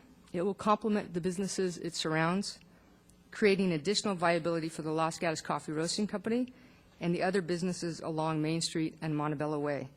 At the recent Planning Commission meeting, the commissioners agreed and have sent the council a recommendation for approval. We respectfully request that the council approve this application. This is a good use. It's a good local owner who is interested in the vitality of Los Gatos and the downtown core. Good editing on your feet. It worked. Yeah. All right, and so the three of you stay there, and there probably will be questions from council for you. Council, let's start with Councilman Leonardis. It's a question for Mrs. Farwell. Yes. The building has been in your family portfolio for a long time. Yes, very long time. So you know the history of the entities that have been in that space. Yes. And I think at one time there was a crepe breakfast. Yes, at type. one time, in the early, probably about 11 years ago, it was zoned as a full restaurant use, and it was a creperie. And at the time, it probably had a stove and a blower and a oven and Correct. things. Yes, Okay. it did. To support that. And yes. Thank you. Other questions? Councilwoman McNutt? Thank you. You know, it's always interesting to hear about your vision and your business plan, and you certainly have put a lot of time into thinking about it, and you have a very clear vision. It's interesting, but it's really separate from the land use decisions that we have to make. So it's one of those, every time we have these kinds of applications, I always feel like we have to remind the applicant and anyone who's watching that it's about your business, but it's not about your business. So you can tell us what your menu is going to be or how you're going to operate, but the fact is we can only have what is in the writing of the conditional use permit to protect us from the next tenant. Things happen. You change your mind, you move away, you know, I mean, all kinds of reasons. And then what is going to be allowed to come in there, within the framework of the CUP. So that's why we are so focused on the detail of the writing, because it's not anything about whether we think your business model is going to be successful or whether we're eager to go down there and order our next meal. You know, it's totally separate and totally focused on land use. So given that, the same questions that I had to staff, so in no particular order, are you concerned about the wording of the language of alcohol service with meals versus alcohol service, beer and wine with food? Or is that something that's just language that came up and really doesn't affect you? I would just add regarding, we're going to have small plates, so it's not like we're having nachos and vegetable dip. And what, I mean, they're substantial. I mean, that's how you make a meal. That's what we do at Chin Chin, and I believe we have the same constraint at Chin Chin. So this is not new language to me. But because our concept is small plates, I would ask that you keep in consideration that we consider a variety of small plates a meal. They're substantial enough to be a meal. And that's, so the language, if the language was exactly the same as at Chin Chin, then you would be fine with that, which I believe is with a meal, and just how you define that. And we define what's not a meal rather than define what is a meal. Okay. So that can go back. The outdoor space is somewhat odd to me. It's not a beautiful area. So can you tell me a little bit more about why you think that would be appealing and why all of a sudden that restaurant space should extend in that back area overlooking the trash compactor? Well, I would agree with you. It's not ready right now because we're waiting for approval before we spend additional money to beautify everything, as you can imagine. So we look at it as an opportunity because we do have a lot of customers, even our own customers at Chin Chin, asking for outdoor seating. There's a huge potential with that outdoor patio. We're only asking for about 4 to 6 seats. It's just great to have that as an option. Being a restaurant owner that doesn't even have an option for outdoor seating, this is something that I feel very strongly about. And we do have the landlord's commitment to beautify the area. We will put safeguards in place so there's not alcohol beyond a certain point. We are going to put safeguards in place so that it's not loud after hours, but just being able to have that option during the day would give us a better opportunity, a better business opportunity. And I know that because of all the requests we get being at Chin Chin, having no option whatsoever, especially on beautiful days in the summer, to just sit outside, talk with friends. People are looking for that. People are looking for a low-cost option and being able to sit down. And that's what people are asking us for, and we're trying to serve that need in a small space. Okay.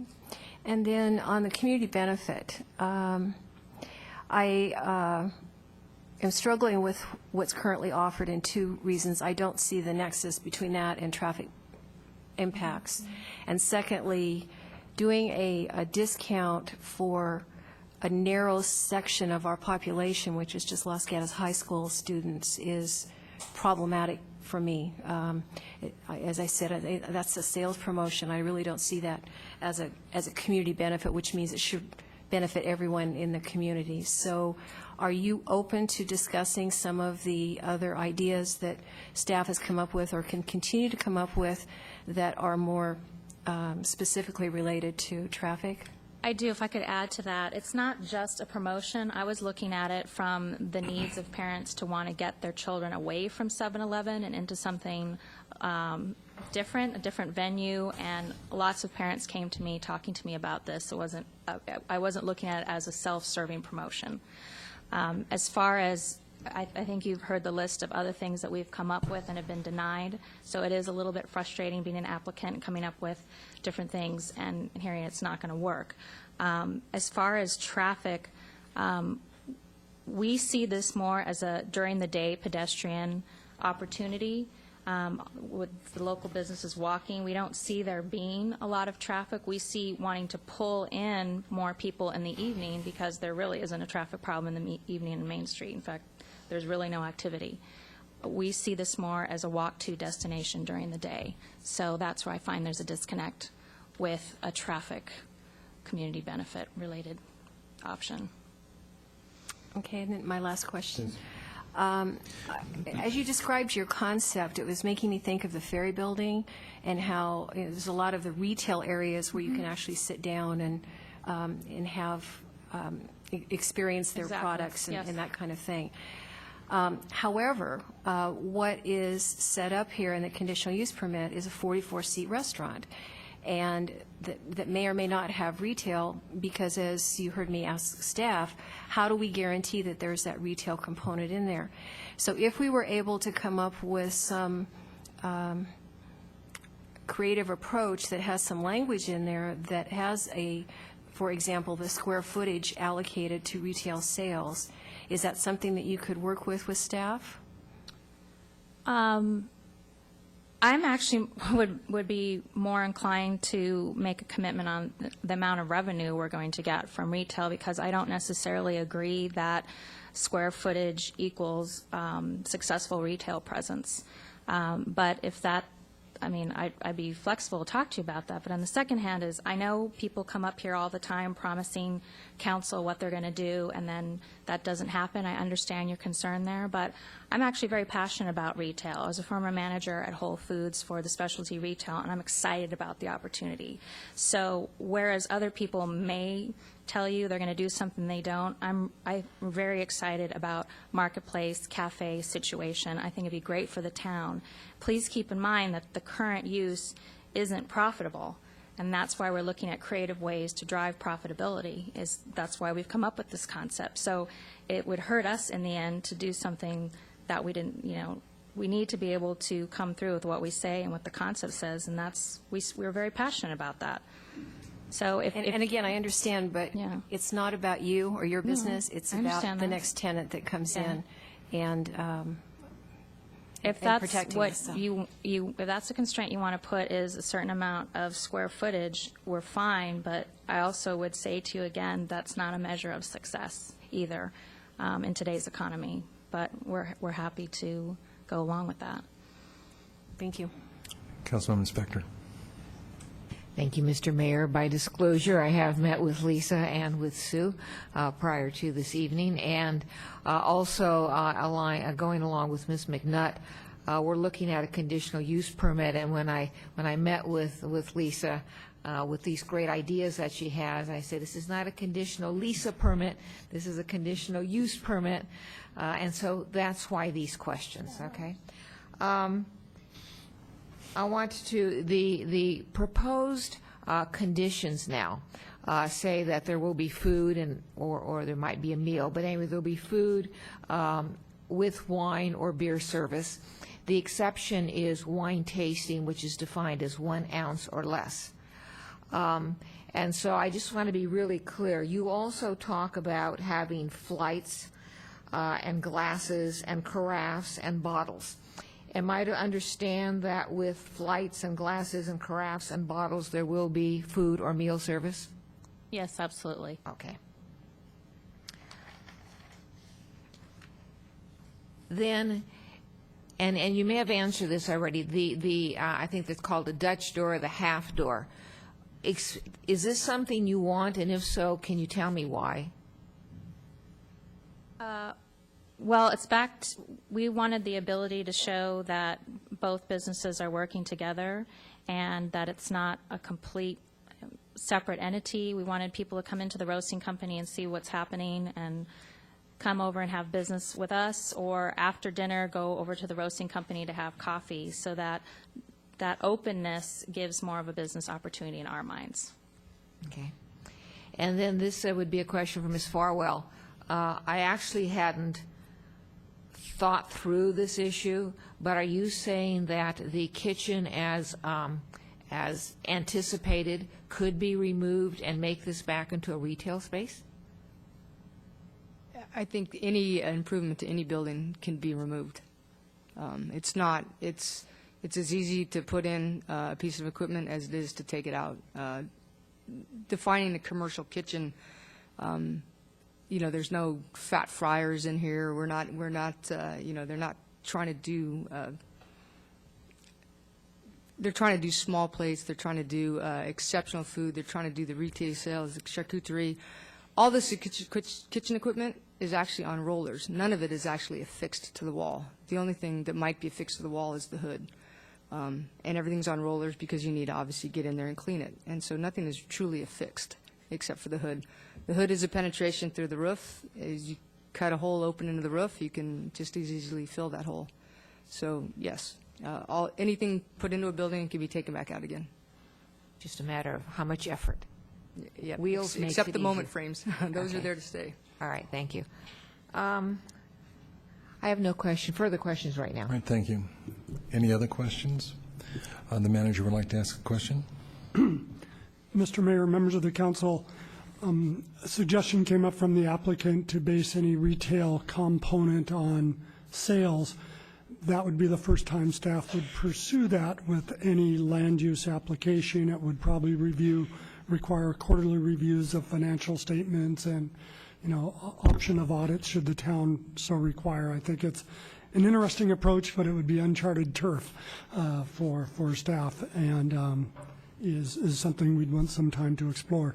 The other notion is looking at the plans as submitted. It looks like the applicant's proposing approximately the front 25% of the floor area on a linear footage basis to be allocated to retail. That might be another alternative if the council were to approve this project. Thank you. I might add that also meets kind of the street frontage presence. Retail is not just a tax generation issue, it's also the look and feel of downtown, and keeping the retail presence to the front of the store rather than to the back would be something I think staff would support of this applicant as they've proposed, as well as if there were any future operators of this facility. Thank you. I want to go back to the rear deck for a second, because I did a site visit at the invitation of Ms. Farwell. And, oh, by the way, I should probably disclose, I did meet with both Ms. Farwell and Ms. Rohrer at various times prior to this, and I'd ask all council if they would be interested in disclosing any contacts they've made. Madam McNutt? I had a phone conversation with Mrs. Farwell. I've had no conversations yet. All right. Mr. Leonardis? I met with Ms. Farwell and Ms. Rohrer and her partner. All right, thank you. And Ms. Spector? Without an invitation, I went to see the deck. All right. All right. So you just ignored that no trespassing sign? Yeah, okay. All right, I guess the question I have is, in visiting that, and you say you'd want to beautify that space, that's going to be a reach. The sense I have is that it's a very, very difficult area, and given that garage roof and the proximity to the neighbors in the Montebello apartments immediately to the west, my question is, how significant is this to you and to your business plan if that were not included in the recommendation that the council makes? I'm flexible about it. Okay, thank you. The other question is, maybe it's not a question as much as a statement. The use now is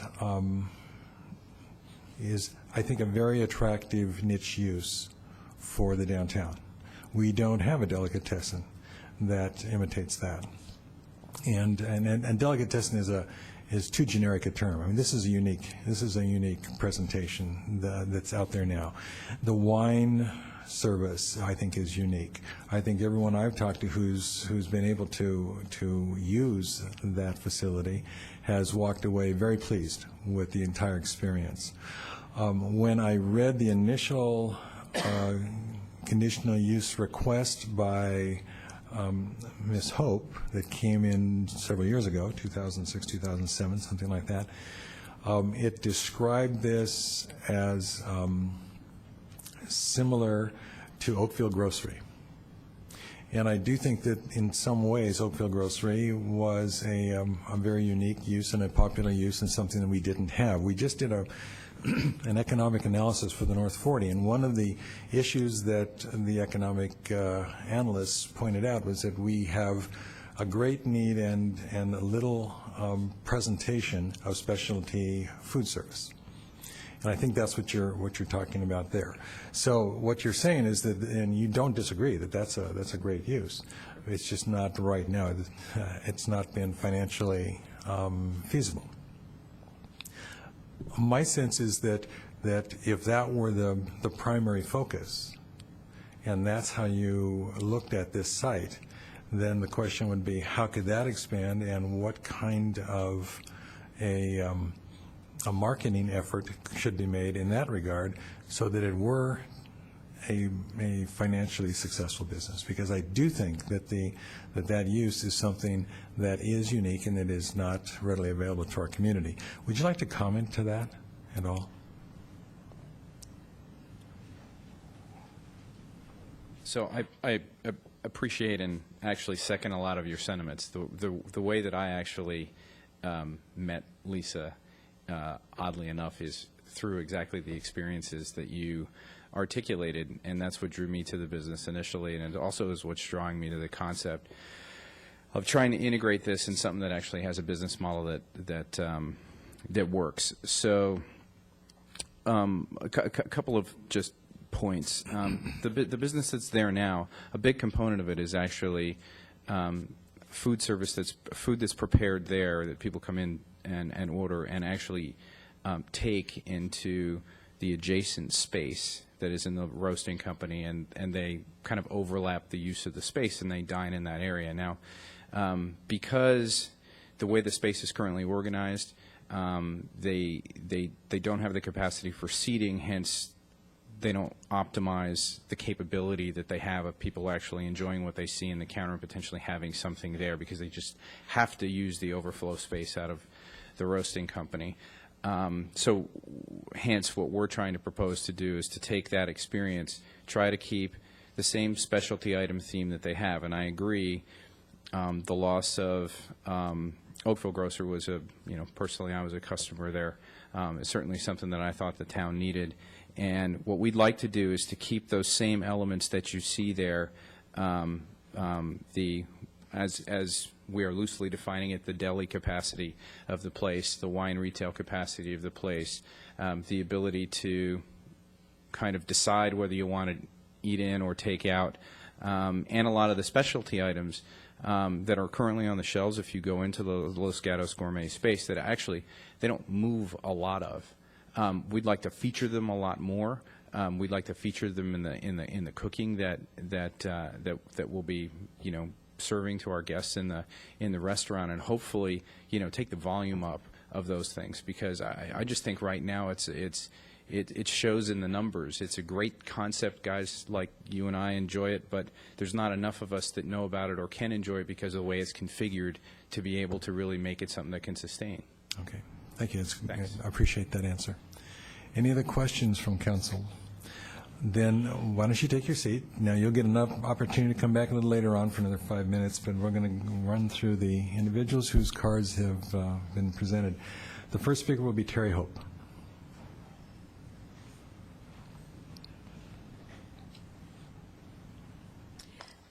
Thank you. My name is Terry Hope, and I own Los Gatos Coffee Roasting Company.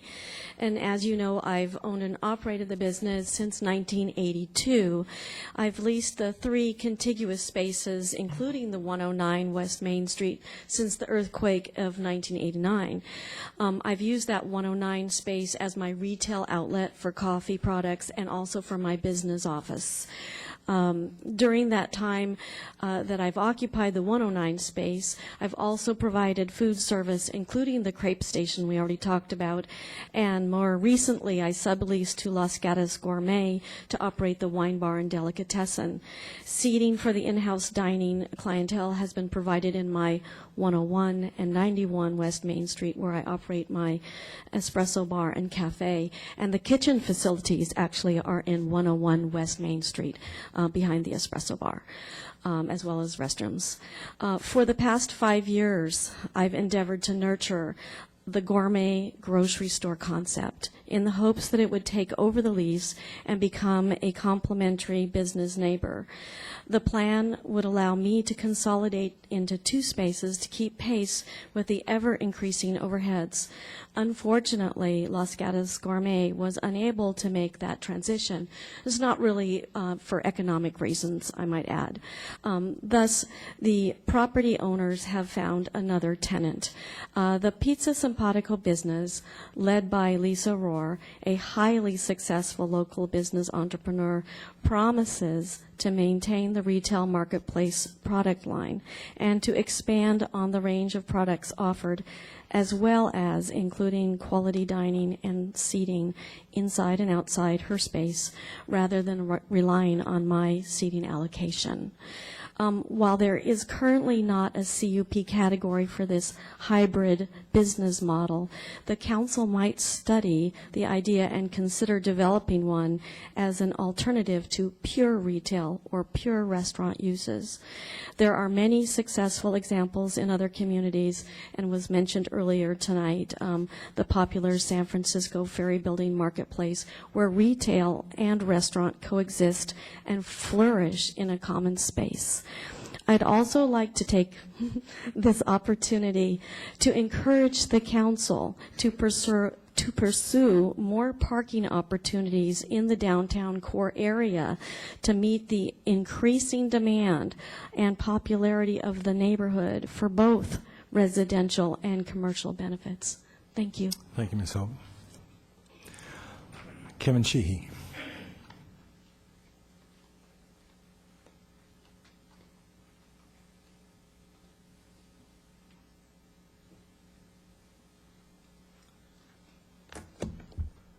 Thank you. My name is Kevin Sheehy. I am currently been the wine buyer for Los Gatos Gourmet for the last 2.5 years, during which time I've developed strong relationships with not only my customers, but also with Terry Hope. Pizza Simpatico will be improving on an already existing concept, which we have in place right now in the Los Gatos Gourmet that you guys alluded to and spoken with. I believe it will be well received by loyal customers, but also appeal to a new and a wider customer base. As such, it will add foot traffic to Main Street, which will also increase revenue for the Main Street businesses up and down Main Street. 3 decades ago, Terry Hope had the vision of Los Gatos Coffee Roasting Company and really worked hard to establish that as a local gathering place or a hub for the town of Los Gatos. 3 years ago, Lisa Rohr entered the town and also brought a new energy and a new vision to Village Lane and revitalized that area when she opened Chin Chin. The concept of Pizza Simpatico proposes a symbiotic relationship between Terry Hope and Lisa Rohr's businesses. Together, their experience and energy will serve to revitalize this important area of town. Keep in mind, this is Main Street, and that's what most people that come in and out of town walk down Main Street, and at the evening time, it has been quite slow. So I urge you to vote in favor of this concept, as I strongly believe it will be a win-win for both residents and also for the businesses of Los Gatos. Thank you. Thank you, Ms. Sheehy. Darla Booth.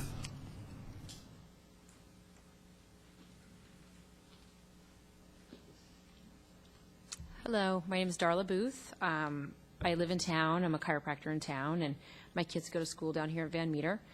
And my husband and I and kids always walk down to town. We walk down to town 2 to 3 days a week. We have dinner in town. I go to the roasting company every day. I have lunch after my work. I come into the Los Gatos Gourmet and get a sandwich. And every day I look for more value-priced options to bring my kids to, easy things to come in and out, to be able to stay on foot, not have to drive. I walk my dogs into town. I'm in town all the time. So it'd be really, really nice to have a high-quality, low-priced option with the quality that we know that Lisa Rohr can bring, because she has already shown what she can bring to town.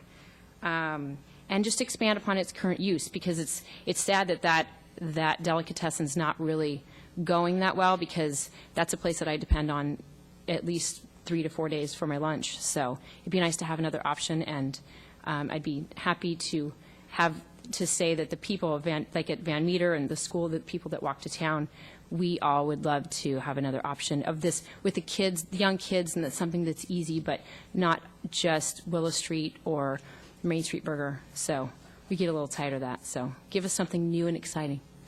Thanks. Thank you. We have a dual group here, Lynn Bryant and Andrew Bryant.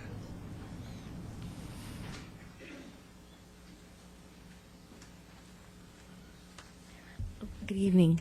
Good evening, Mayor and council members. Thank you. My name is Lynn Bryant. This is my husband, Andrew Bryant. And we came to Los Gatos about 5 years ago. And when we learned of Los Gatos Gourmet, we visited and we fell in love with it immediately. We loved the wine flights, the meats, the cheeses, and the staff, too. What we loved even more was our ability to meet new people there. We met our very first friends in town there. And this place has a way of bringing people together, in my opinion. Since our first visit, we also bring our friends from out of town into Los Gatos, and they enjoy themselves as well. And we often thought it would be so nice if this little shop could expand into a bigger, comfortable cafe. And it sounds like Pizza Simpatico would do just that for their patrons. And the best part is that we're not going to lose the marketplace, so to speak. We'll have the meats, the cheeses, and all our staples that we purchase and bring home all the time.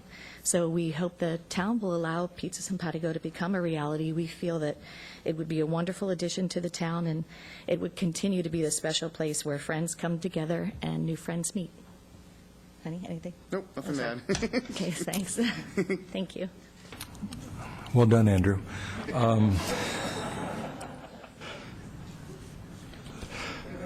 Gerald O'Brien.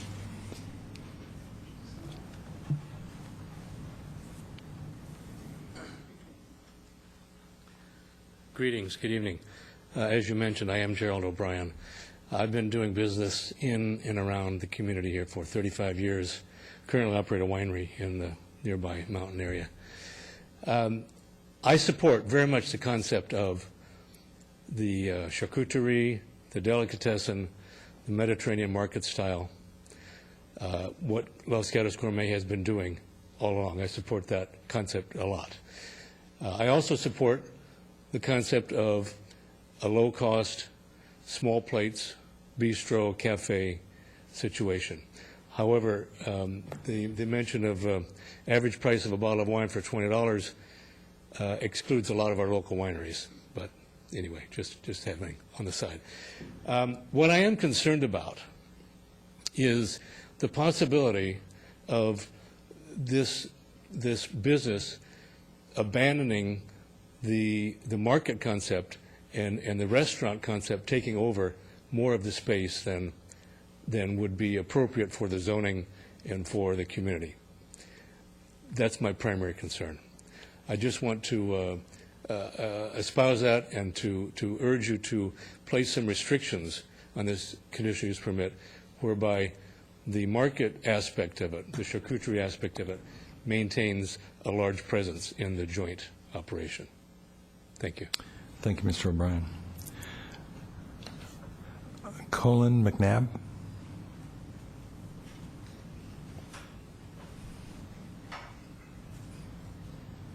Hi, Colin McNabb. Thank you very much. I appreciate the opportunity. I'm a big fan of Los Gatos Gourmet and what they do.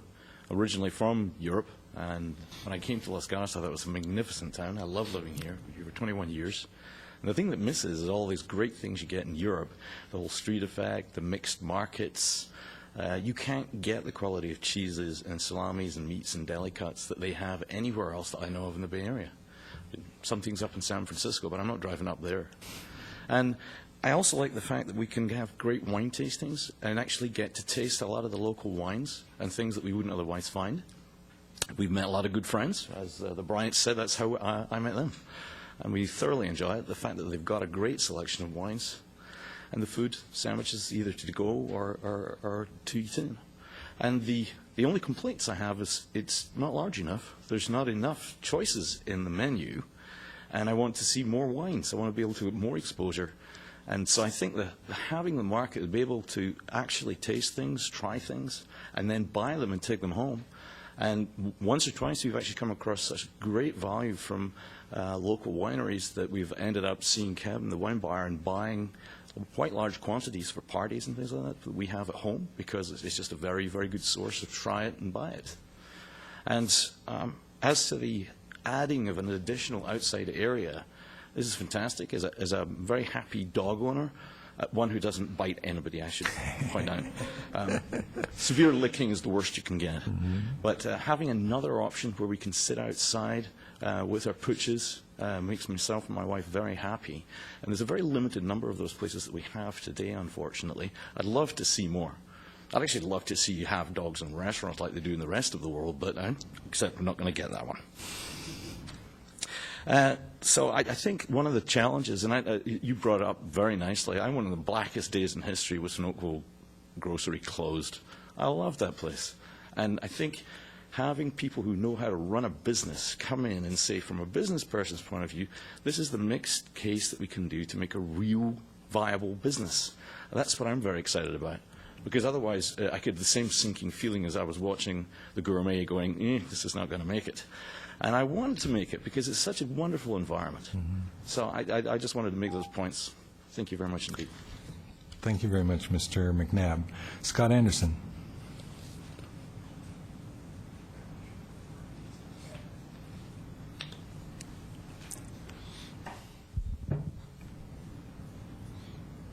I'm Scott Anderson. I think most of you know I own or co-own Discover Los Gatos. So my perspective, I was going to make 2 points tonight. My perspective is very much from a what makes this place interesting, and it kind of serves the community good from a social aspect, not the traffic stuff and all that. When we came here 4 years ago, well, since we've come here 4 years ago, I'd say Los Gatos has kind of embraced its gateway to the wine country moniker, which it kind of vies for with Saratoga, but I think it's hands down probably the gateway to the wine country. And now, so places like Enoteca La Storia, Fleming Jenkins, Rootstock, and Chin Chin have all come to town since we've been here in the last 4 years, and are kind of establishing it as a wine, fine food, fun place to be. So from an appreciation of what this town has to offer, that's just one more tick in, and I think local folks and for visitors for sure.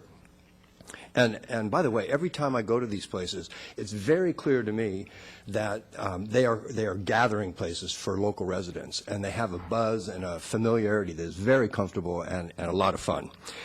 The second thing has already been brought up. We have about 30 retail clients, small business retail clients.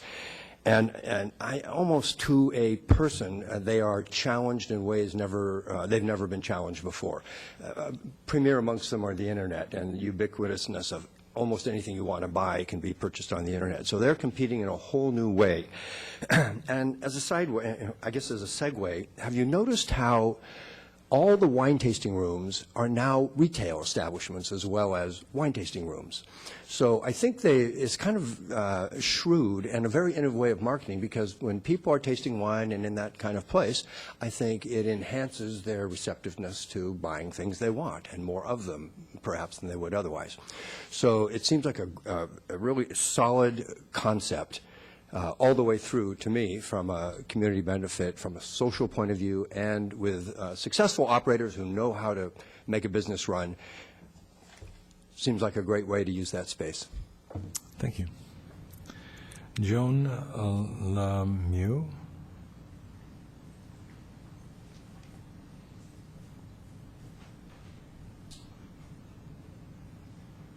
Good evening. I'm Joan LeMahieu, and I live at 135 West Main, number F.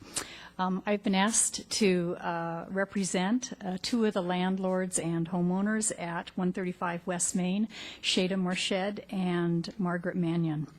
And they've asked me to express a great deal of admiration and appreciation for Terry Hope and what she's done for our block over the years, and the way that the roaster is being operated. However, wanted to express some concerns about the current project, and just three quick concerns. First of all, the expanded hours of operation.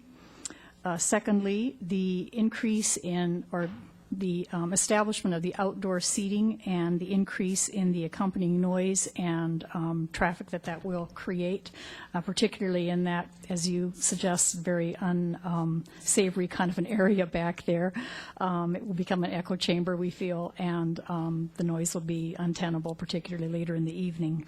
And thirdly, the uncertainty of this establishment morphing into more of a bar than what it is currently described at by the people who are being proponents. I think we feel that the conditional use permit needs to address that. Thank you. Thank you, Ms. LeMayo. There's a question from Councilwoman Spector. Thank you, Mr. Mayor. I'm sorry. Earlier this evening, the applicant suggested that the outdoor portion would be closed down at 8 p.m. Would that address your concerns? Well, that definitely makes a difference. We were seeing 10:30 or 11 in the original paperwork. Yes. Well, let me rephrase the question. Would it be staying open till 8 p.m. be okay with you, or would you rather not have it at all, or something else? I haven't asked that question to the two people that also asked me to be here, but personally, as a resident there, 8 p.m. would be just fine. Okay. And you mentioned one of your concerns is that it would become a bar. Why is that your concern? The concern is just that with the light fare, that it becomes more of a bar than an establishment that has both food and alcohol. So that's really the question. I guess we can't dictate menus and that kind of thing, but that's the concern from all of us. All right. Thank you. You're welcome. All right. Peter Kleiss.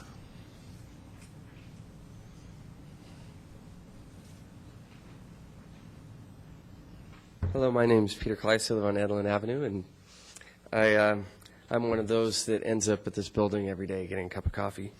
I'd like to point out first that this applicant is, that family's been in this town for over 100 years, and they own a number of other buildings, and 95% of those tenants are local tenants. And in today's day and age, trying to find local entrepreneurs that can afford to open new businesses that have as much passion as these applicants is admirable.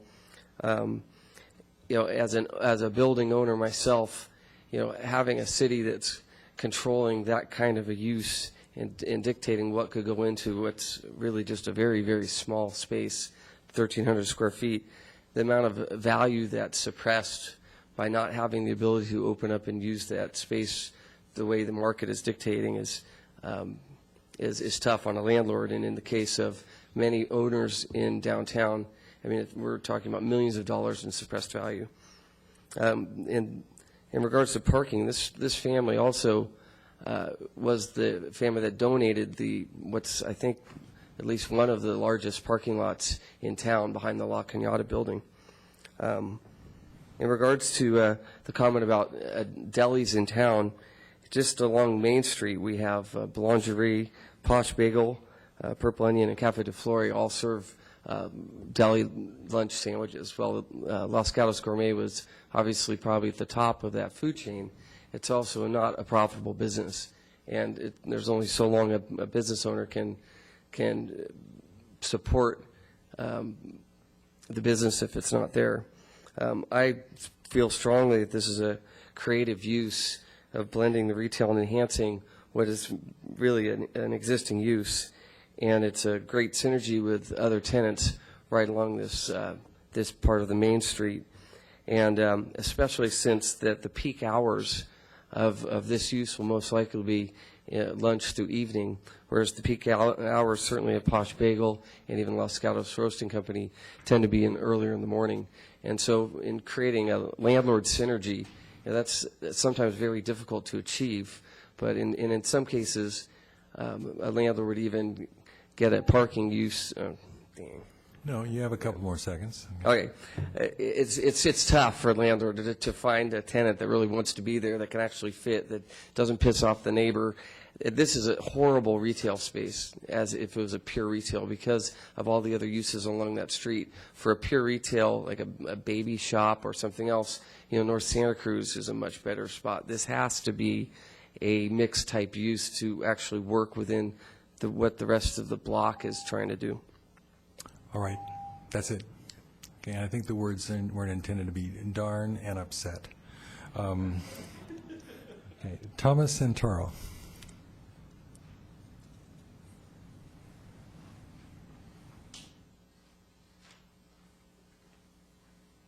Good evening.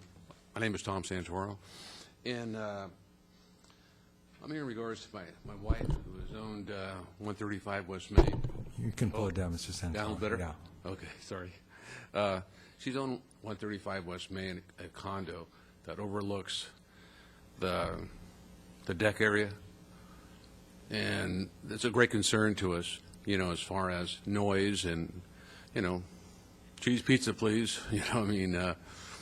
and plus, if they're serving alcohol, excuse me, on top of it, it really is a concern where basically it kind of ruins your whole life in a sense. Every night you're home and you hear pizzas going out, and if that's the case, I know they mentioned maybe bringing the time down, but also you have the cleanup after that area is done, and as far as serving, and also the garbage compactor is in the back, so I'm assuming at night they're going to go out there, and you'll be hearing that compactor going, because it's filled up all the time. I made some notes here, parking. Everything's been kind of covered already. Everybody's done a great job. The noise, odor, that's one thing that hasn't been brought up yet. For the people that are still there later on at night, dealing with that. I don't know. One other thing that really concerns us is reduce the value. If you were planning on selling your unit and the people are looking at it and happen to see a pizza truck out in front or something, or people out there or after a softball game, and and everybody's showing up to have a few beers and pizza, it's not a very good selling point for the people next door, which is us. Not too much more. I got time. I got a whole minute here. You're not obligated to... I want to use it all. Okay. It's like a parking meter. Yeah. But that's about it. I think you have pretty much heard everything from everybody, and I want to commend you for doing a great job as far as talking about it and discussing it, the use of it, and everything else. Okay, thank you, Mr. Santoro. And the last card I have is Jennifer Kroll, and that's fair warning. Anyone else who wants to speak to this issue, if you'd like to bring a card up, this is your chance. Hello, I'm Jennifer Kroll, and I've had retail stores in this town and in many other towns in different states for over 15 years. And I just want to say that great restaurants bring great customers. And when you have a town that is so lucky to have a great restaurateur as they are, we should really promote their business and help them succeed, because it's only going to bring more customers and people to our town. Quality. So that's it. Thank you. All right. I would ask that the applicants come back to the microphone.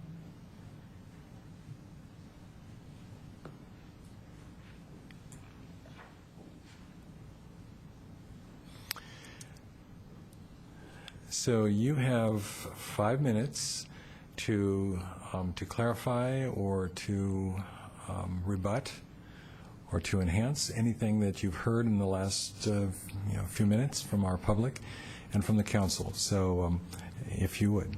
Okay, great. I have 3 things I wanted to talk about with regards to the idea of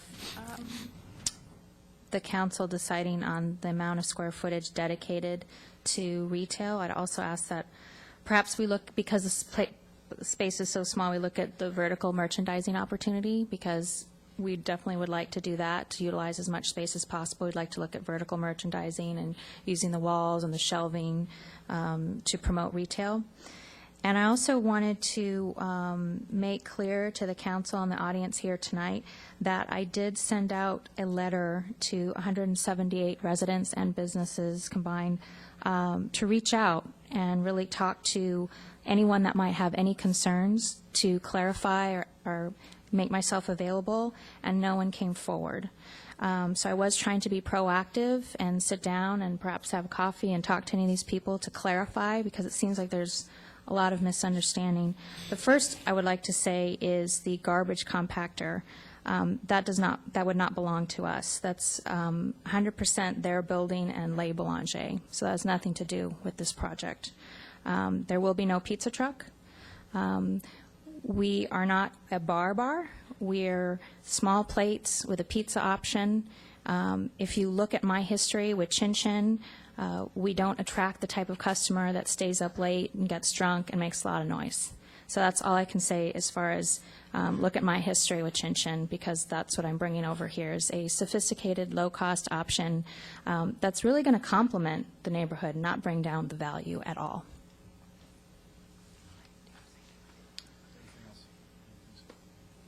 I think that's it. All right, so why don't you stay right there, and there probably will be questions from council. Councilmember Leonardis.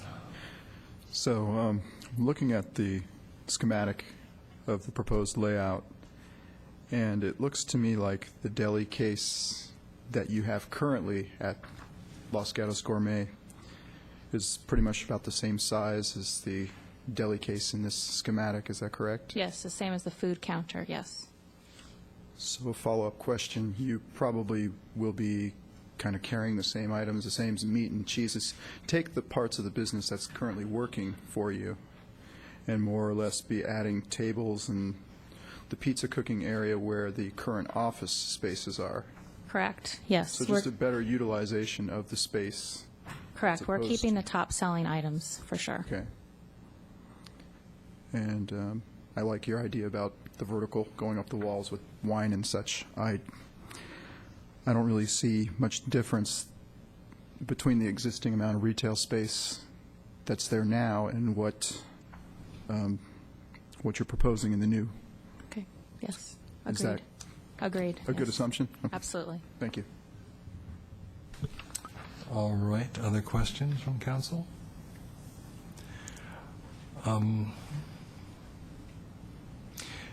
In looking at this is Exhibit 13, the proposed renovation of the site. Talk to me a little bit about well, I'll just walk it through right from the top. And council, you have reference to Exhibit 13. If you can, that'd be good. We're going to do a little high-tech vamp right here and see if we can't put that up. Impressive, huh? No, that's okay. Let's just work from the top down. So you've got this food counter, okay? Where is wine service in relationship to the food counter? Well, technically, if anyone sits down to have a meal, they can order wine service. Oh, sorry. Is this a timer or? Sorry. Okay, so once they walk in through the front door, this is the food counter. This is going to have cheese, charcuterie, and the like, and this is communal seating, so people can sit down and order food, order anything on the menu. We've broken up this large space to have two focal points because we didn't want this to look tunnel or cave-like. So we wanted to have two areas where people could sit down at the counter and order. Right here is going to be cold prep, and there's seats around here, obviously seats around this counter. So what I was mentioning is that from a visual perspective, rather than just having all wine against this wall, we would incorporate different retail items so it doesn't give the appearance of a cocktail bar or wine bar. But because we do have wine retail, which will be, along these walls vertically, and we'll look for other empty areas we can put it, people do have the option to order off the menu just like you would any other restaurant, and wine is on the menu. But of course, with our new constraints, we won't be selling wine to people unless they have food.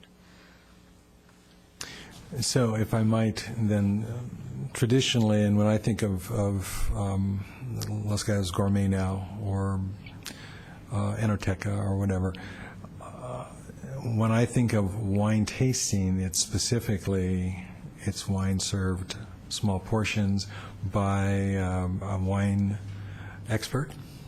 I would assume this would be Kevin, and then an explanation of the wine. It wouldn't necessarily merely be part of a meal. It would be with a meal, but the focus would be on understanding the wine, sampling the wine. Is there a location other than it happens everywhere in the restaurant? There's no specific location? Oh, you mean for the that? wine tasting Yes, events? yeah. We haven't determined that right now. The wine tasting events are happening in the back here where there's a bar, and then behind there are the coffee beans, so that's where it's happening right now. So we haven't discussed where those events are going to take place, probably more toward the back of the All restaurant. right, so that would need to be in some way clarified or formulated. Talk about the second curved bar. Then when you're calling it the chef's circle. How does that differ from the first? Well, here is where cheese, charcuterie, and this is a takeout area so that people coming through the door can simply just place their order and get it to go. Here is actually the prepping and making of the pizza. Okay. They're both food related. So it seems like you've given an awful lot of space to the preparation and serving of the pizza, and yet so much of the conversation tonight talked about the charcuterie and wanting to maintain that. And it seems like now, from the way you've described the layout, that's a very limited portion of what you're intending to deliver. And you saw how many comments were made, both by council and other members of the public, really appreciating, and actually by your own team, really appreciating that aspect of this particular food service. And I think I would have a difficulty seeing that as the only way in which you're displaying what seems to me to be the primary, a primary interest in what we're attempting to establish out there. So I want to just put that out as an issue to be addressed, okay? And is there any other comment from any of the council member before we let our applicant sit down? Seeing none, any other comments from the applicant, please? Can I just address Yes, that please. last question? Because I think it's relevant.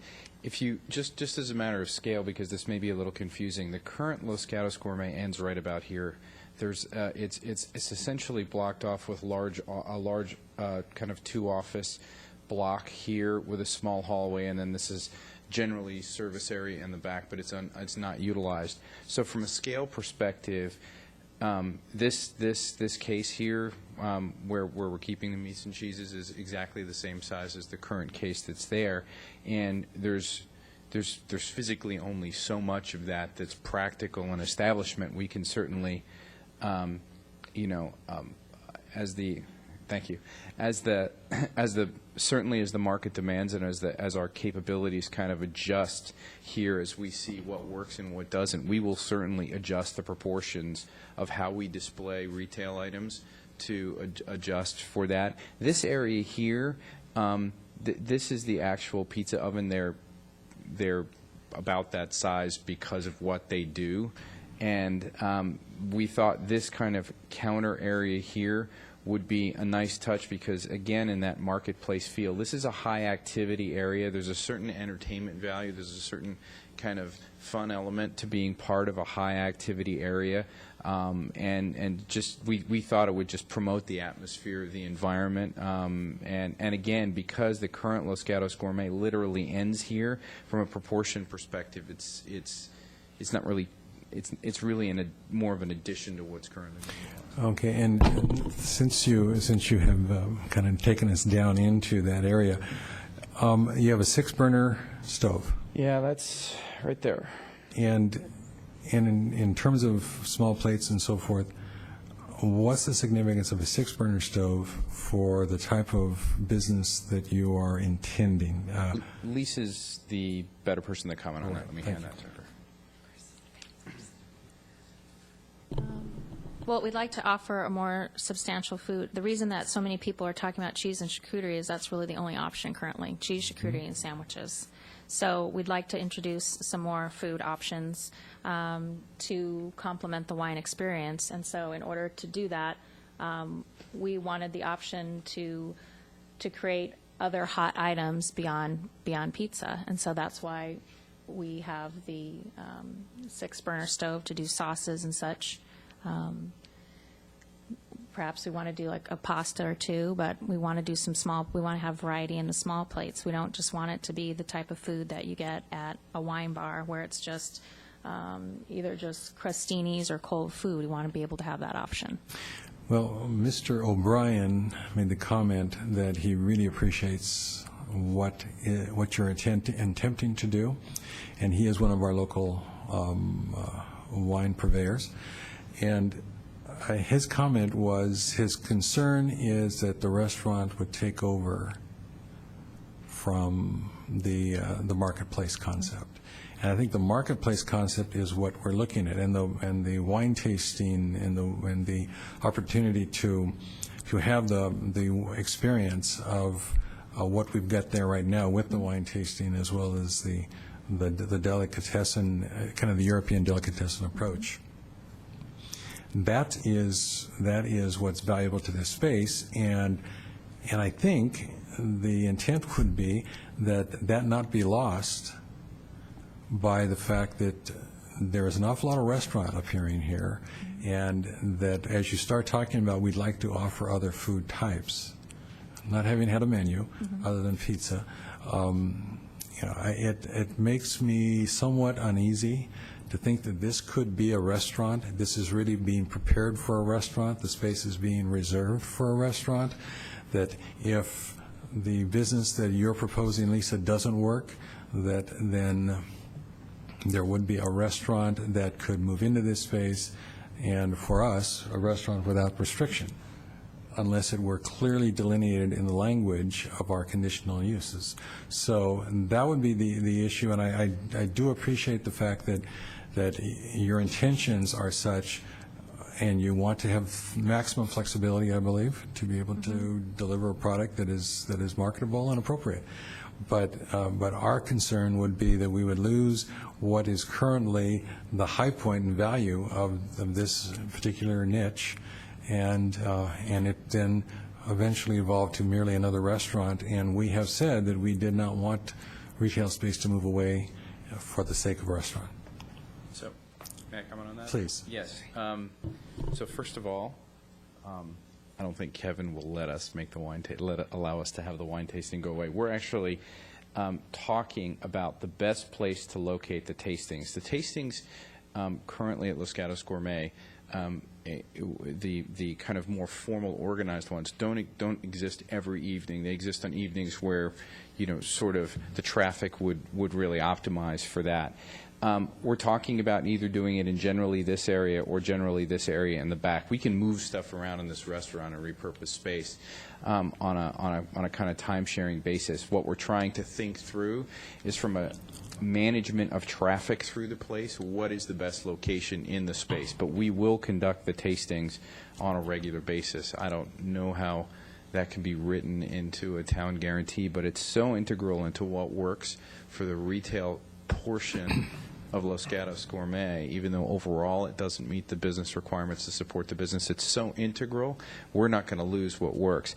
Another thing to point out is this area right up here is, again, it's another retail shelving and display area right when someone comes in. So again, if you think of Los Gatos Gourmet as sort of ending right in this general vicinity, deli counter, wine retail, display in this area in general is kept in largely the general spirit of what's working there. We don't want to lose that feel at all because we agree that from a feel perspective it works. We're just trying to enhance it with these other things. And again, if we do the tastings back here, these tables are really easily repurposed. Thanks. All right, thank you. Okay, any other comments at this point? Then we're going to close the public hearing, and you can sit down. And do you have a question before we close the public hearing? Yes, Mr. Mayor. I take it, before you go, we just had a late request for questions, so we've not closed the hearing yet. Go ahead. So, any one of you can answer this. With Gardino's, there was some concerns that if, when we gave them the expansion, if they ever vacated or changed owners, what would happen? And we came up with an operating agreement, I believe, that allowed, if that occurred, that their space would convert back into retail. So I just wanted to pose the question to you. Would you be open to that idea as a protection? Because it sounds like some of the other council members here this evening had a concern about that. What if this concept doesn't work? Who comes in next, and how would the town be protected from a full restaurant use with a bar? Yeah, so I'm, the concern I have is actually somewhat related but orthogonal to the concern that you're trying to protect against. Part of the value in a business is its sale value down the road. So if Lisa and I were to get an offer for whatever reason to sell the business, not that we intend to do that, but let's just say for the sake of argument, the sale value would be incredibly diminished if they couldn't continue to operate exactly the same business in exactly the same way. So we're not talking about here a situation where you have a failed business and a clean slate for the landlord to attract a new business to come in. We're talking about a side effect here that we'd request that you protect against, which is our ability to basically have that business be able to be sold, right? And so that's why I'm not a fan of operating agreements. It's not in spirit what you're trying to protect against. It's the side effects that unfortunately I think are damaging. Okay, thank you. All right, now we'll close the public hearing. And I look to the council for a motion and discussion, or discussion. Who would like to start? The Vice Mayor. I actually have a question of staff, and it was something I didn't think to ask earlier, but it was brought up a couple of times with regards to parking. This seems like a pretty significant intensification of use of this property. Is there not a parking ramification to that? They have a number of parking credits within the parking assessment district that give them ample room for these additional seats. Great, thank you. All right. Other questions from council? Discussion? A motion? I'll wait you out. Vice Mayor? Not a motion, but just a comment. Councilmember McNutt talked about the difference between the applicant and the CUP running with the land, and I'm troubled by the same thing. I love the idea that is presented by the applicant, but at the same time, I haven't seen anything in the way this is currently worded that prevents this from just basically being a full-on restaurant. And I don't believe that that was what the Planning Commission intended in their recommendation for approval, was that it be allowed to be a full-on restaurant, yet that's what I read that we're looking at currently. So as it is currently before us, I would have trouble approving this as it's currently written. Thank you. Other comments from council? Councilwoman McNutt? Thank you, Mayor. And I want to thank Mrs. Spector for the phrase conditional Lisa permit, because that's a good one to use when we do have the applicants come before us, to remind everyone that it is not about the current business plan, it's about the land use. And so many of the answers to the questions go back to the current business plan. When the Planning Commission was talking about this, Commissioner Bourgeois referred to it as a hybrid business, and he had concerns about that because it was not something that we've dealt with before. And a couple of people tonight have used that phrase also, that it does appear to be a hybrid. And the mayor's referred to it as a marketplace. We've heard deli, we've heard wine tasting, and so on. And how all of those get combined together and defined in such a way in the conditional use permit that really says this is what we are expecting this land to be used for, regardless of who the tenant is. I'm not sure how we do that. I've been taking some notes here, staff scurrying around here, coming up with all kinds of possibilities, but if we were, I just don't see how tonight we're going to be able to figure out all of these loose pieces, because we are going into new territory. As it currently stands, it's a 44-seat restaurant that the tenant could change in, what's another pizza restaurant? California Pizza Kitchen, move in tomorrow. And I don't think that's what we want in that space.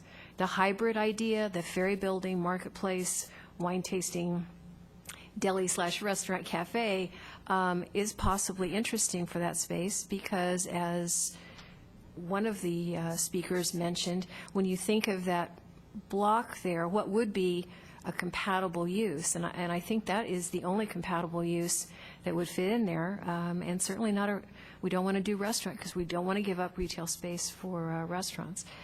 So I'm not in a position to make a motion, because I just feel like there's a lot of language and structure that needs to be worked out before I could consider going in that direction. All right, other comments? Council Inspector? Thank you, Mr. Mayor. Well, since we don't have to make motions and we can only talk about, or we have been talking about issues, I'll go ahead and talk about issues. And these are the issues of concern to me. One is probably the easiest one, meal service as opposed to food service. The second one, the identifying of community benefit. It's not clear to me from the testimony, from statements of council or statements of staff, where we're going with that, but community benefit remains an outstanding issue for me. Outdoor seating, when the applicant agreed or suggested 8 o'clock, I thought, that's okay. But then when the property owner who has his home right up above that outdoor seating talked about the impact on his and his wife's home, that did strike a responsive chord with me, coupled with the fact that in response to, I think, the mayor's question about how significant that outdoor seating was, basically, is that a deal killer? The answer was no. And then there's the retail. I think it is clear that everybody, I believe everybody wants to retain retail. So then the issue is, how do you do it? Do you say 25% has to be retail, 1/3 has to be retail? Do you say when the use, if this owner sells, then you have to remove the kitchen equipment? I don't know the answer to that yet for myself. I'm looking to see what the other people up on this dais have to say. But the only thing I'm sure about is I do want the retail to remain in some fashion and to some fairly significant percentage. All right, other questions? Councilmember Leonardis? When I look at the configuration, I really don't see much difference from what's there now. I see really just a better utilization of space. The back rooms that are currently being used as offices or storage or whatever, they're empty. To me, putting some tables in there, enhancing it, and keeping the existing amount of deli space and retail space, I think would just bring in more revenue and enhance that spot and serve the community better. So I like the proposal. The community benefit, I think that's kind of our fault as the town, in the sense where we put out a proposal for a $12,000 sign, and I don't think that was reasonable. So we kind of came up, and then the applicant proposed a crosswalk, which we weren't interested in. So they came up with a proposal that I thought was interesting. I think, it's really hard. We're having, again, a meeting on that next Monday evening, and I hope we can, narrow down some of the ideas behind community benefit during that meeting, but I don't think this applicant should be held up because of that. The outside seating, I do want to respect the neighbors' wishes. I do think 8 o'clock is reasonable. However, I had some of the same concerns where I thought it was kind of odd to be sitting out there, although there was the one speaker who mentioned bringing your pets and things, and I can see some value in that. So I'm very ambivalent towards that. But if it's a deal breaker for the applicant, which apparently it isn't, I would say be on the safe side and maybe postpone that idea to the future as a compromise. So for me, I think the concerns that were raised by the other council members can all be addressed. I don't know if this hearing needs to be continued for the applicant to kind of go back and regroup and try to address some of their concerns. But for myself, I think we can modify some of the language in the proposal to address some of these ideas. So that's where I would leave it for now. Thank you. Any further discussion? Further discussion. Councilmember Leonardis made a comment, and I think I want to expand on it, and I'd like the staff to offer their own consideration of this as we move through. I see a number of items that have been surfaced tonight that probably are not reflected in the language in front of us. The Planning Commission gave you an approval. It was 4-1, I believe, 3-1, and in that determination, it was Commissioner Bourgeois who made it very clear that so many of the issues that were brought up in the staff's soft denial were issues that needed to be addressed and weren't addressed. In the others, the majority position, I believe, continued to maintain this concept that this is not going to become merely a restaurant, that it needed to somehow move into the area of this hybrid that was mentioned by Councilwoman McNutt.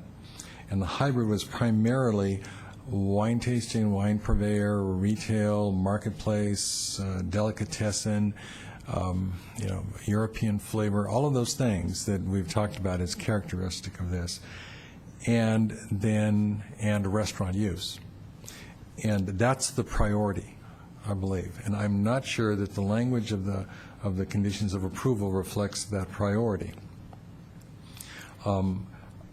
As I look at the issues that were still in front of us, the community benefit has not been determined. It seems to me that that's still in some kind of vague expression at this point. And even though there should be a community benefit that's been established, I think the Planning Commission's comment was, well, it's not there now, we don't see it there now, let's just leave it to the council. I think for us, we don't typically impose a community benefit at the dais. We expect that to be already prepared for us. I think the hours issue needs to be addressed. The hours issue would also help us determine what kind of environment this is. Doesn't mean that the hours that are requested are the hours that we wouldn't end up with, but I do have some difficulty in not being at a point where we're actually saying specifically these are the hours we want. And then finally, the deck. I'm not in favor of the deck. I think it would be a great expense to the applicant. It's your money, but the idea that would be an area beautified when I really don't think that fits the characteristics that we see as valuable for outdoor dining as we are attempting to promote. Because, our new general plan said we want outdoor dining. I think the environment is such, kind of back in that alley and up against three walls. The impacts on that on the condominiums, Montebello condominiums, would have some significance no matter what time, because the point was well made. Even though you may cut off service at 8 o'clock, people are going to be hauling out the bottles and tossing them in and so forth and so on. So I'm going to kind of move to ask for a continuance, and that, I don't think we need to go back to the Planning Commission. I think we can go to staff and say, at this point in time, would the staff take the recommendations made and work with the applicant to reframe how this is positioned? Anything we've said tonight doesn't contradict what the Planning Commission recommended, so I don't think it's necessary for us to return to the Planning Commission. I do feel, however, that it's appropriate that the staff work with the applicant to come to a conclusion that might accommodate what it is that we're talking about. Now, before I ask the manager to respond, any objections to that? Yes, Councilwoman Spector. Sort of. I was actually prepared to make a motion, but I don't disagree that sending it back to staff is a bad idea. I'm prepared to make a motion defining what I saw as the issues so that staff and the applicant have a framework in which to go forward. Well, I didn't make that as a motion. I said I was inclined to, and I was looking at the manager, and I'm more than willing to cede the table to you for a motion. Okay, I'm going to move to continue this to allow staff and the applicant the opportunity to address the following issues. One, which I believe is in item 7 of the conditions, deal with meal service as opposed to food service. Secondly, which is in item 16 of the condition, to define community benefit. Third, which is in item 22 of the conditional use permit, which I'm going to say to not only consider the outdoor seating, but to remove the outdoor seating. The next item, which relates to number 4 of the conditional use permit, and that is to quantify to somehow quantify the retail. I was thinking possibly in terms of percentage, but I will defer to the applicant, the property owner, and staff to come up with some kind of conceptualization. I noted that staff had said 25%. When I was looking at the applicant's lines comparing the current use and the proposed use, it sort of looked like a third. So again, I will defer, and I believe those are the issues. No, and the other one that can actually, I would suggest, be considered, I don't know if it'll fly with this council or with the applicant, but to also consider how we could possibly in the future maintain this retail use given the mobility of the restaurant equipment. That's it. Okay, is there a seconder for the motion? I'll second that. Okay, it's been moved and seconded. I have a question for the maker of the motion. You referred to item 4, which currently talks to high turnover sit-down restaurant, bar, and retail use. Is that the item that you were using to differentiate retail versus restaurant space? Yes, because as I understand that condition as it currently is worded, I could go in and have any one or any undefined percentage of those. So I could go in and have nothing but a wine bar. So yes, that is the condition. All right. And I would like for the maker of the motion to consider, as we look at that language, particularly that condition number 4, and also in the language of the use permit itself, some variation on restaurant as the primary focus. Okay? And I don't know how that would be framed, but we've talked about a hybrid when we've dealt with the wine bar. We know that we have to put some more framework around wine bar as we're looking at our alcohol policy. But we've been able to see wine bar as different than standalone bar and different than restaurant. And that's been a very usable and useful mechanism on our part. I think that Councilwoman Spector's evaluation number 4, the condition number 4, is appropriate and has and needs to be expanded. And I would like to see what can be worked out in agreement with the applicant. You wanted to make a comment? Just on scheduling, we'll work out the bringing this item back to council with the mayor as his authority under your rules of procedure. The earliest it could come back in terms of the existing schedule would be September 19th, but that would mean we'd have to have a conclusion to our discussions with the applicant within the next 2 weeks, which may not be possible. So it'll be September 19th or October when you'd see this come back. Okay, so the subject to preference, the mayor. the preference would be September 19th? Would that be the preference? Yeah, I was actually, the preference of the maker of the motion was the next meeting, but if you're telling me that's impossible, then I will say the meeting after that. Okay, that would be the 19th, and if you continue it to that date certain, there'd be no new noticing required. All right. I need a nod of heads. September 19, is that acceptable? We get head nods, so that will take care of that. Any other comments? We haven't got to the vote yet. Yes, Madam McNutt. Mayor, just to follow up on your comment and as a suggestion for staff, it sounded like what you were thinking of is that the use be described as something like a specialty food marketplace with wine tasting and cafe, so that the emphasis is on the retail. Is that what you were thinking? That's exactly what I was thinking. I was thinking those exact words in that order, too. Yes, Ms. Spector? And along those lines, in examining the use as part of condition number 4, I think what I'm hearing is I'll also ask staff to examine the second whereas of the conditional use permit and define those terms better and possibly with percentages and possibly using the verbiage from Ms. McNutt. All right. Any other comments or recommendations for the motion?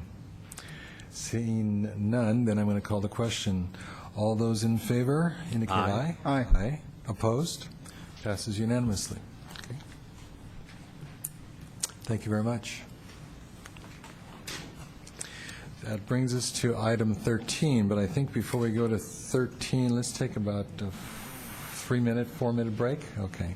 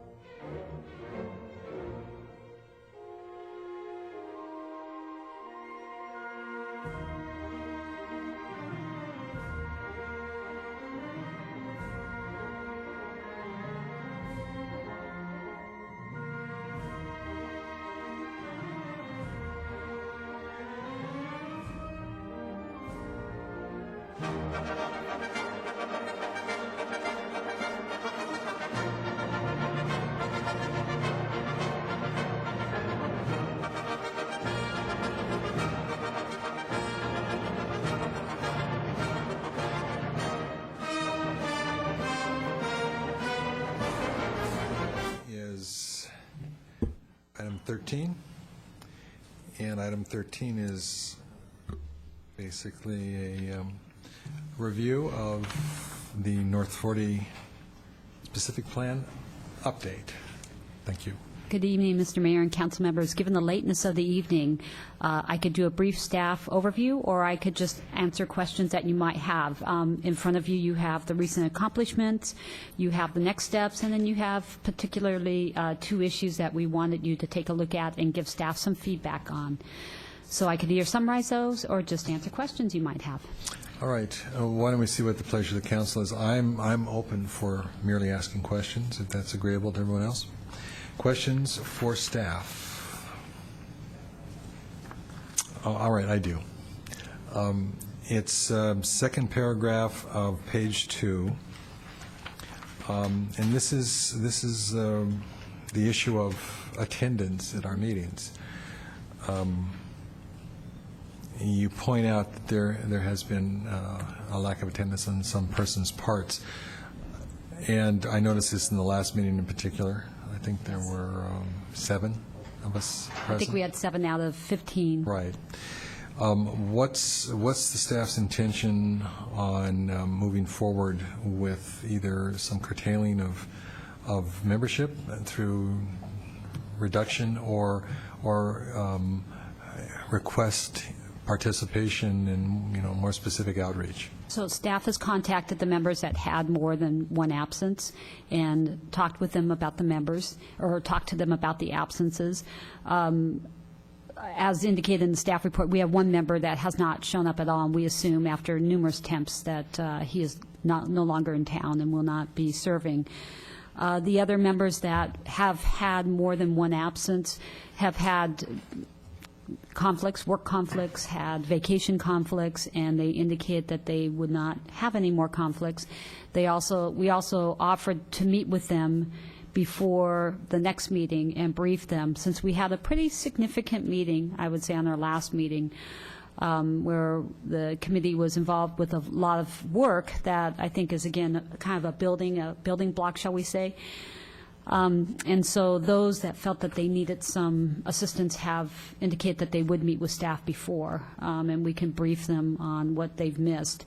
I think moving from this point out, though, staff feels that the best recommendation would be to follow the council's policy on standing committees, and to, after 3 absences, that they would be dismissed from the advisory committee. I just feel that they've missed so much that it's somewhat unfair to the other committee members who are there, who are learning this information, who are advising with a breadth of foundation versus those that have a very limited amount of understanding.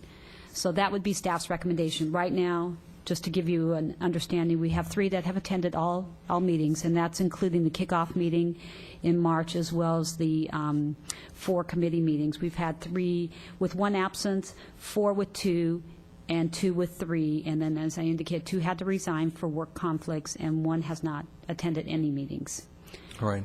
So you're feeling comfortable that you can accommodate the rest of the meetings? Because we're going to depend on actual substantive recommendation from this group. So We're hopeful. We have at least 2 more meetings that we know of, with the potential of a third meeting. So I think we're at a critical point right now, and so this will be an item that we'll be sending out to the committee in advance of the next meeting, as well as reporting at the meeting of the attendance policy. okay. And then the staff is asking for specific direction from council. Would you outline those things that we Yes. want us to direct you to? As indicated in your staff report, it was staff's intention and staff's understanding that the committee is serving in an advisory capacity. They're advising staff on the milestones of the project. I think that maybe that has expanded a little bit. I think we're probably dealing with issues that are lesser detail than a milestone, but we hope to get to that point where we are really looking at milestones on the project. And it was staff's understanding that the committee would give input at substantive sections of the process, and that if issues were to come up that were fairly significant issues, that those issues would then be brought back to the council immediately, so that we're not moving down a certain path under certain assumptions, and clarify those at what the council's intent was in a particular issue. And I'll just use one that's maybe a little bit of a sensitive issue, but I think it's a really great example. We've had a divergent set of opinions on whether a theater use, or let's just say entertainment use, should be something that's allowed in the North 40, as we're starting to try to hone in on what those allowable uses are. And we've had some divergent opinions on whether entertainment or theater uses should be allowed. That's probably a fairly significant point for the council to weigh in on, because as you can imagine, there's a lot of space planning that's allocated to that type of a use. There's parking that's allocated to that type of use. And I think it's important to know at this point in time whether that's something that the council feels should be continue to be considered as we go through the process. So it was staff's understanding that, and we mentioned it in the staff report, where the committee was actually, where we gave our recommendations on what the committee composition should look like, that we would bring back, we felt that we'd be bringing back issues to the council as those arose in the process. And so we just want to get clarification that that's consistent with the council's understanding of the project. Or alternatively, should we, there's a couple of different alternatives. We could put in the parking lot and continue bringing it forward with some parking lot issues out there, but we can only take that forward so long, and we'll have to get that resolved, because obviously you need to get your uses resolved at a certain point in time. Or we could take as a minority opinion. You could have a majority opinion, minority opinion. So those are probably the three options. Resolve it when it comes up as soon as possible in this type of format. Put in a parking lot and continue bringing it forward, garner more public opinion on it, more committee opinion on it, or take a majority report. All right, is there a preference on council's part? Councilmember Spector? This is an issue that I've previously discussed with Ms. Rooney, and I do have a perception of what the general plan or the North 40 committee was going to do. And that was, it was going to make recommendations on the specific plan, which but would by virtue of it being a specific plan would have uses. Now, I don't necessarily agree that the committee has divergent opinions regarding theater and entertainment. One of the things that I was hoping that would be explored with the North 40 Advisory Committee is there a consensus on uses? And that question has never been directly posed to the commission or to the committee.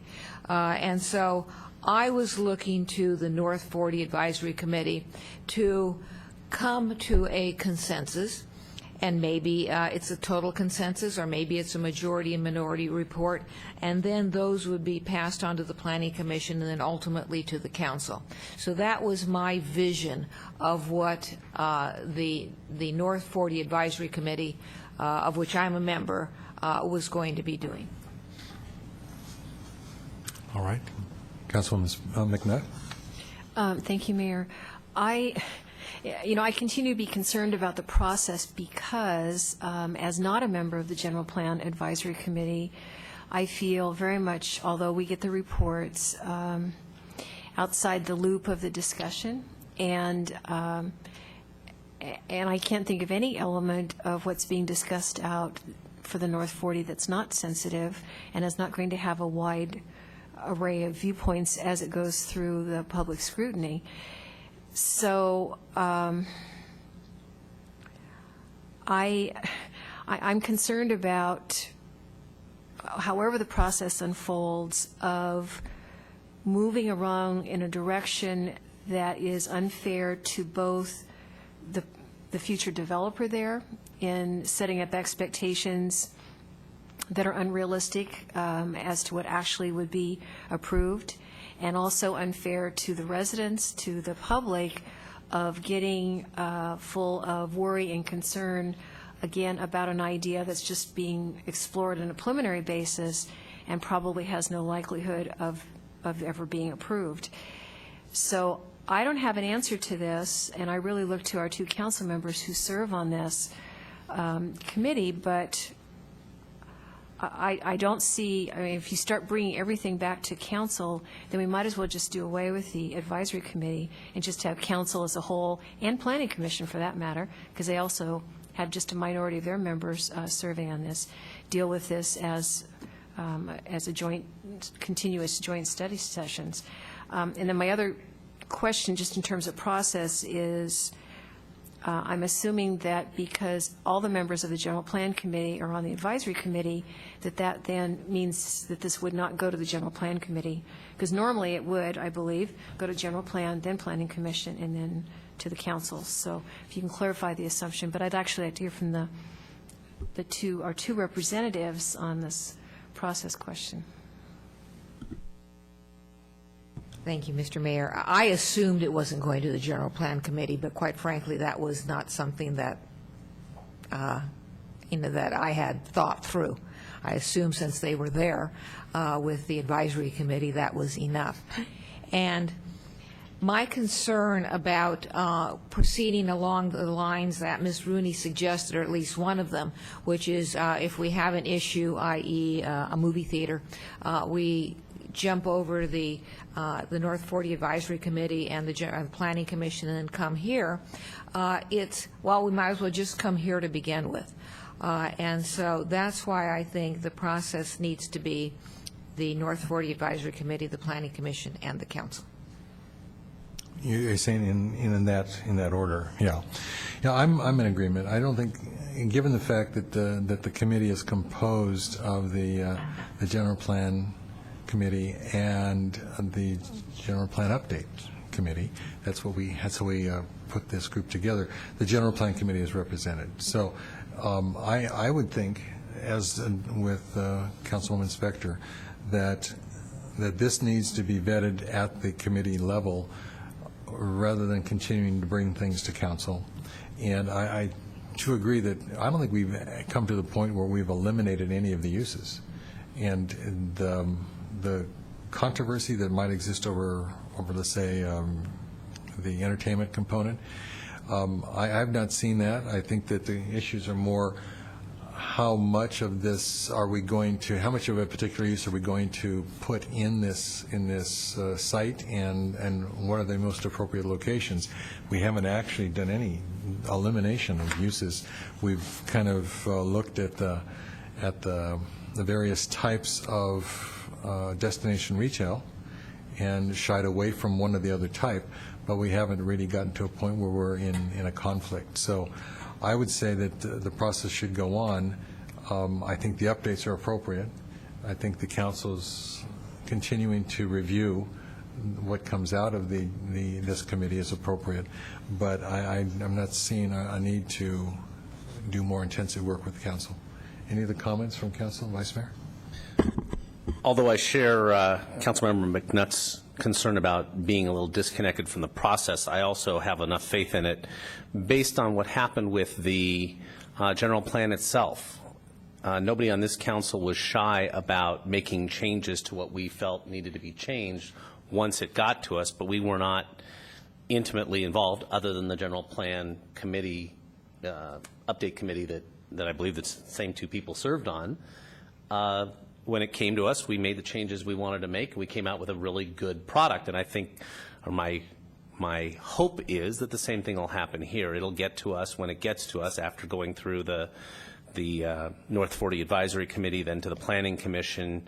They'll put their tweaks, spins, adjustments, whatever that they feel appropriate, and then it comes to us and we'll do the same. I'm equally uncomfortable with kind of being unaware of what's going on, but I have faith in the process, so I'm comfortable with the mayor's and Councilmember Spector's perspective on this. Okay, thank you. I guess that means carte blanche for us, huh? Any other comments to this? Yes. I just want to add, I think it's in the report, and I think the council is aware that staff did not perceive we were at an issue. We just, when Councilmember Spector and I were talking about this, we realized that we had a different opinion of what the intent was, and the intent tonight is just to clarify that, which we have. All right. And then lastly, to comment on the comment from Councilmember McNutt regarding the GPC review, a general plan committee review, we're in agreement with that, that would be taken care of at the advisory level. Okay. Okay. All right. No other comments, and we'll accept that report. This brings us to item 14, which is to adopt a resolution approving and the enforceable obligation payment schedule as required under AB 1X26. Mr. Manager.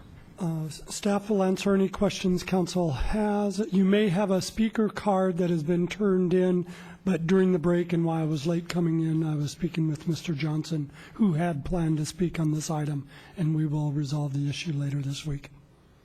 We appreciate that. Comments from council? Claire, it's sufficiently clear this is pretty much necessary at this point in time. Madam Attorney, would you like to make any comments? We've done quite a bit of looking at the stay that the Supreme Court placed, and despite the fact that AB 1X27 was stayed, a number of the provisions of AB 1X26 were not, and the obligation to prepare and approve an enforceable obligation payment schedule prior to August 27th resided in AB 1X26, and its recommendation of both in-house legal as well as our outside RDA legal counsel that we are required still to adopt this if it meets with the agency's approval. All right, thank you. So, yes, Council or Vice Mayor Rice. I'll move adoption of the resolution. Second. It's been moved and seconded. Any further discussion? Seeing none, all in favor? Aye. Opposed? Passes unanimously. This meeting is adjourned.